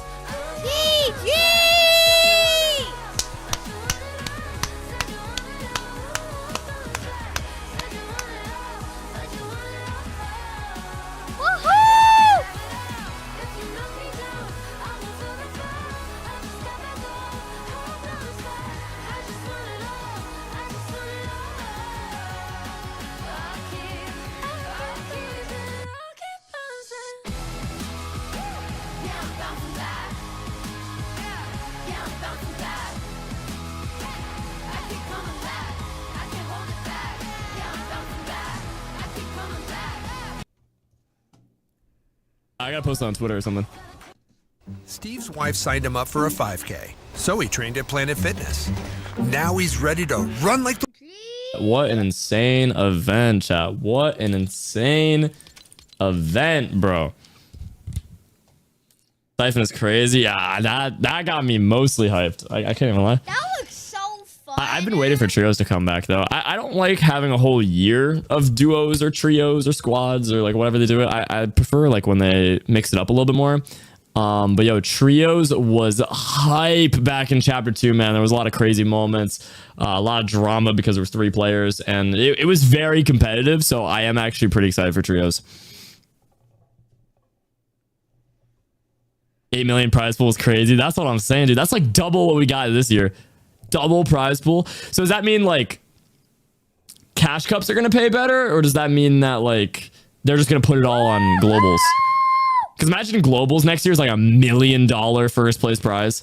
I mean, this year we had 400k. So Peterbot and Pollo, they got 200k each, which is insane. That's a lot of money. If you got 200k right now, what would you buy with it? Let me know in chat.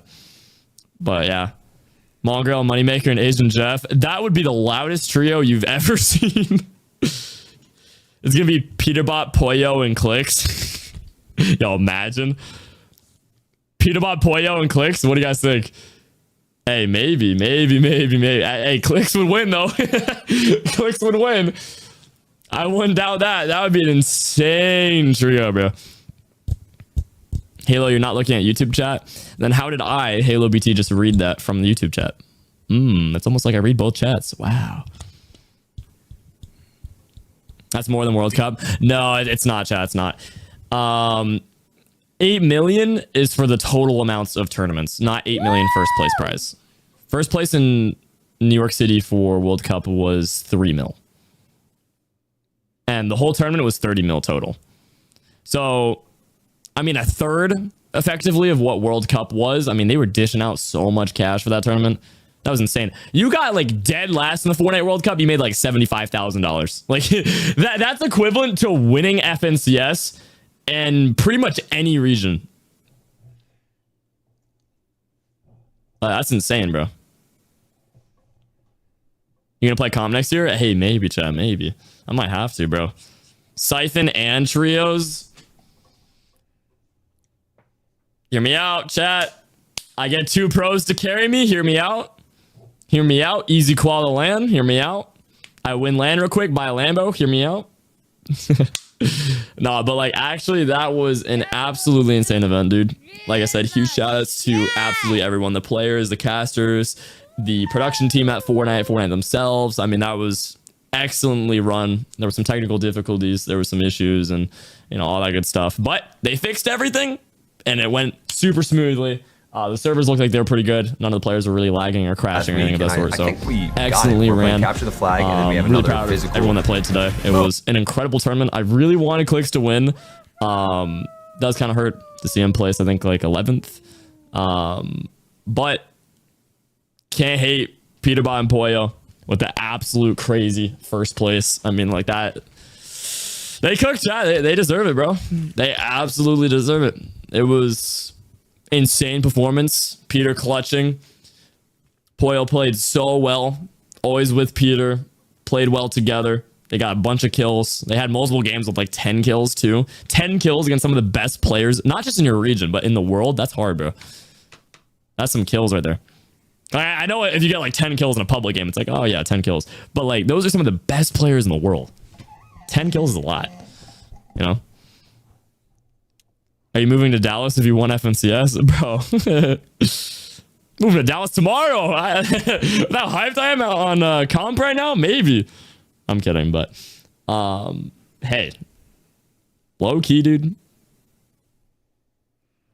Maybe next year. That would be pretty lit.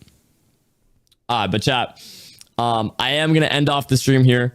If you have any final comments about the event, let me know in chat. But yeah, just a huge shout out to literally everyone. I mean, like I said, such a crazy event.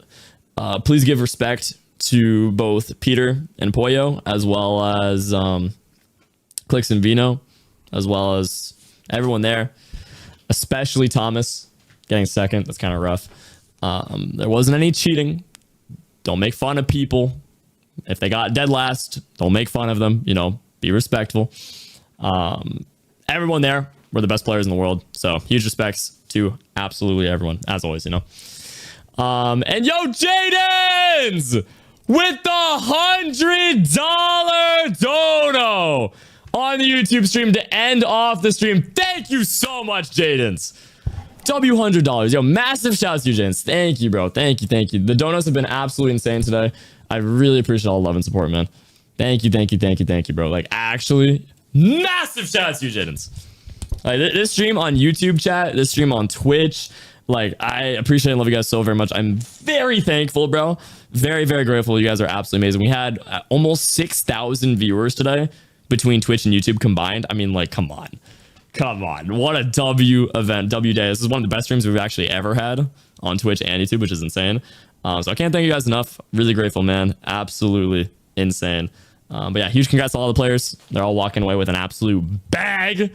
I mean, even if you got like top 5, dude, you're walking away with like $100,000. Like that's absolutely crazy. But yeah, huge shouts to Peter and Pollo. Congrats on first. Nothing but respect to all the players, casters, Fortnite themselves. Lots of love, man. But yeah, thank you guys so much for watching. If you're on YouTube, smash like, smash subscribe. 30 hours and 35 minutes and 35 seconds actually on the Twitch stream. That's insane. We've been live for quite a while, so I'm gonna end off stream. Probably eat some dinner. It's 5:30. Actually, I'm pretty hungry. I know I ate the whole stream. Okay, I don't even want to. I know you guys are about to make fun of me, but hey, well, you're always eating while you're streaming. I don't want to hear it.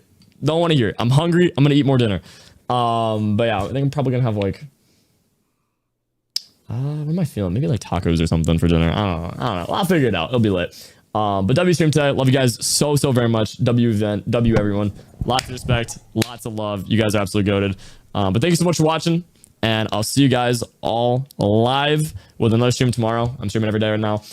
Twitch, I'm doing spooky games later this week. You guys gotta pick a day. But yeah, I am pretty busy IRL with like school and all that. But I'm gonna make a big effort to stream a lot this week. So definitely get ready for that, guys. All right, but yeah, love you guys, and I'll see y'all later. Bye everyone. W stream.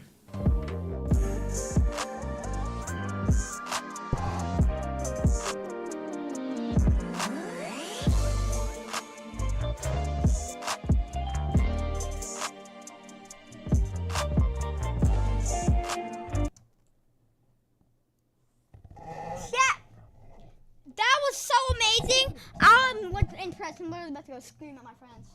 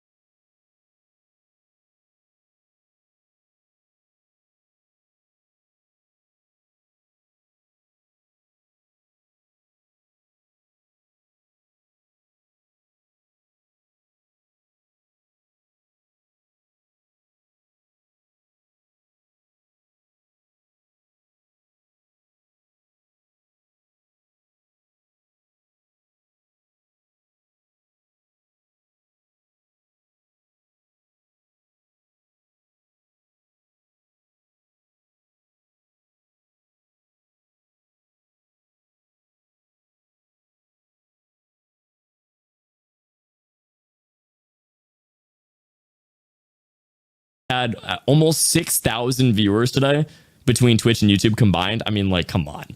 Come on. What a W event, W day. This is one of the best streams we've actually ever had on Twitch and YouTube, which is insane. So I can't thank you guys enough. Really grateful, man. Absolutely insane. But yeah, huge congrats to all the players. They're all walking away with an absolute bag. I mean, even if you got like top 5, dude, you're walking away with like $100,000. Like that's absolutely crazy. But yeah, huge shouts to Pewdiepie and Pollo. Congrats on first. Nothing but respect to all the players, casters, Fortnite themselves. Lots of love, man. But yeah, thank you guys so much for watching. If you're on YouTube, smash like, smash subscribe. 30 hours and 35 minutes and 35 seconds actually on the Twitch stream. That's insane. We've been live for quite a while, so I'm gonna end off stream. Probably eat some dinner. It's 5:30. Actually, I'm pretty hungry. I know I ate the whole stream. Okay, I don't even want to. I know you guys are about to make fun of me for Halo. You're always eating while you're streaming. I don't want to hear it. Don't want to hear it. I'm hungry. I'm gonna eat more dinner. But yeah, I think I'm probably gonna have like. What am I feeling? Maybe like tacos or something for dinner. I don't know. I'll figure it out. It'll be lit. But W stream today. Love you guys so very much. W event. W everyone. Lots of respect, lots of love. You guys are absolutely goated. But thank you so much for watching, and I'll see you guys all live with another stream tomorrow. I'm streaming every day right now. Twitch, I'm doing spooky games later this week. You guys gotta pick a day. But yeah, I am pretty busy IRL with like school and all that. But I'm gonna make a big effort to stream a lot this week, so definitely get ready for that, guys. All right, but yeah, love you guys, and I'll see y'all later. Bye, everyone. W stream.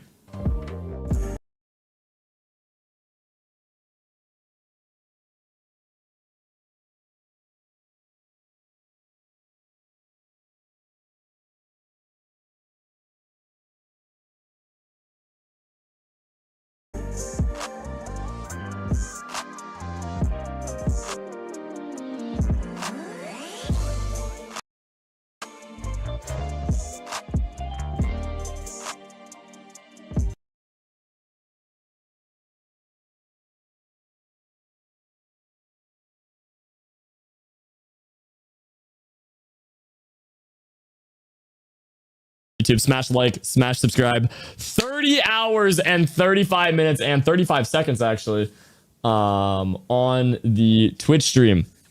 That's insane. We've been live for quite a while, so I'm gonna end off stream. Probably eat some dinner. It's 5:30. Actually, I'm pretty hungry. I know I ate the whole stream. Okay, I don't even want to. I know you guys are about to make fun of me for Halo. You're always eating while you're streaming. I don't want to hear it. Don't want to hear it. I'm hungry. I'm gonna eat more dinner. But yeah, I think I'm probably gonna have like. What am I feeling? Maybe like tacos or something for dinner. I don't know. I'll figure it out. It'll be lit. But W stream today. Love you guys so very much. W event. W everyone. Lots of respect. Lots of love. You guys are absolutely goated. But thank you so much for watching.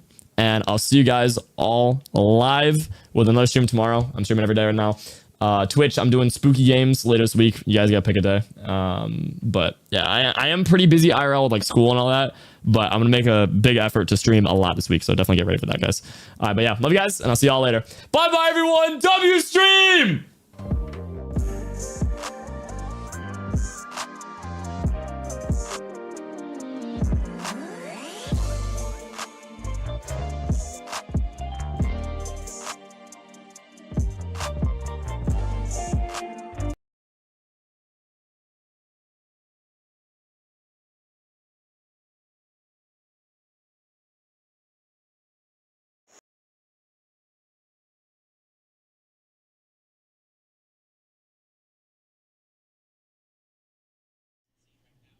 Chat, should this be the stream is ending screen?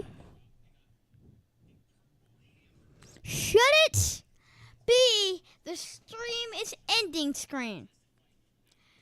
Should it? I think it should, so I'm gonna go on.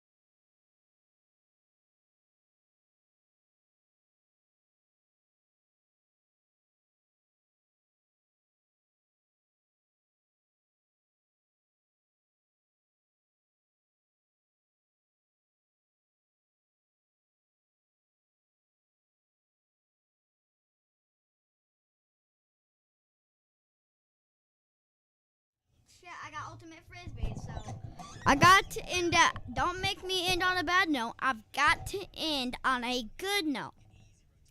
So what that means is I'm unfortunately so sorry. Hang on, I'm gonna ask my dad something. I might not be ending stream, but I probably will.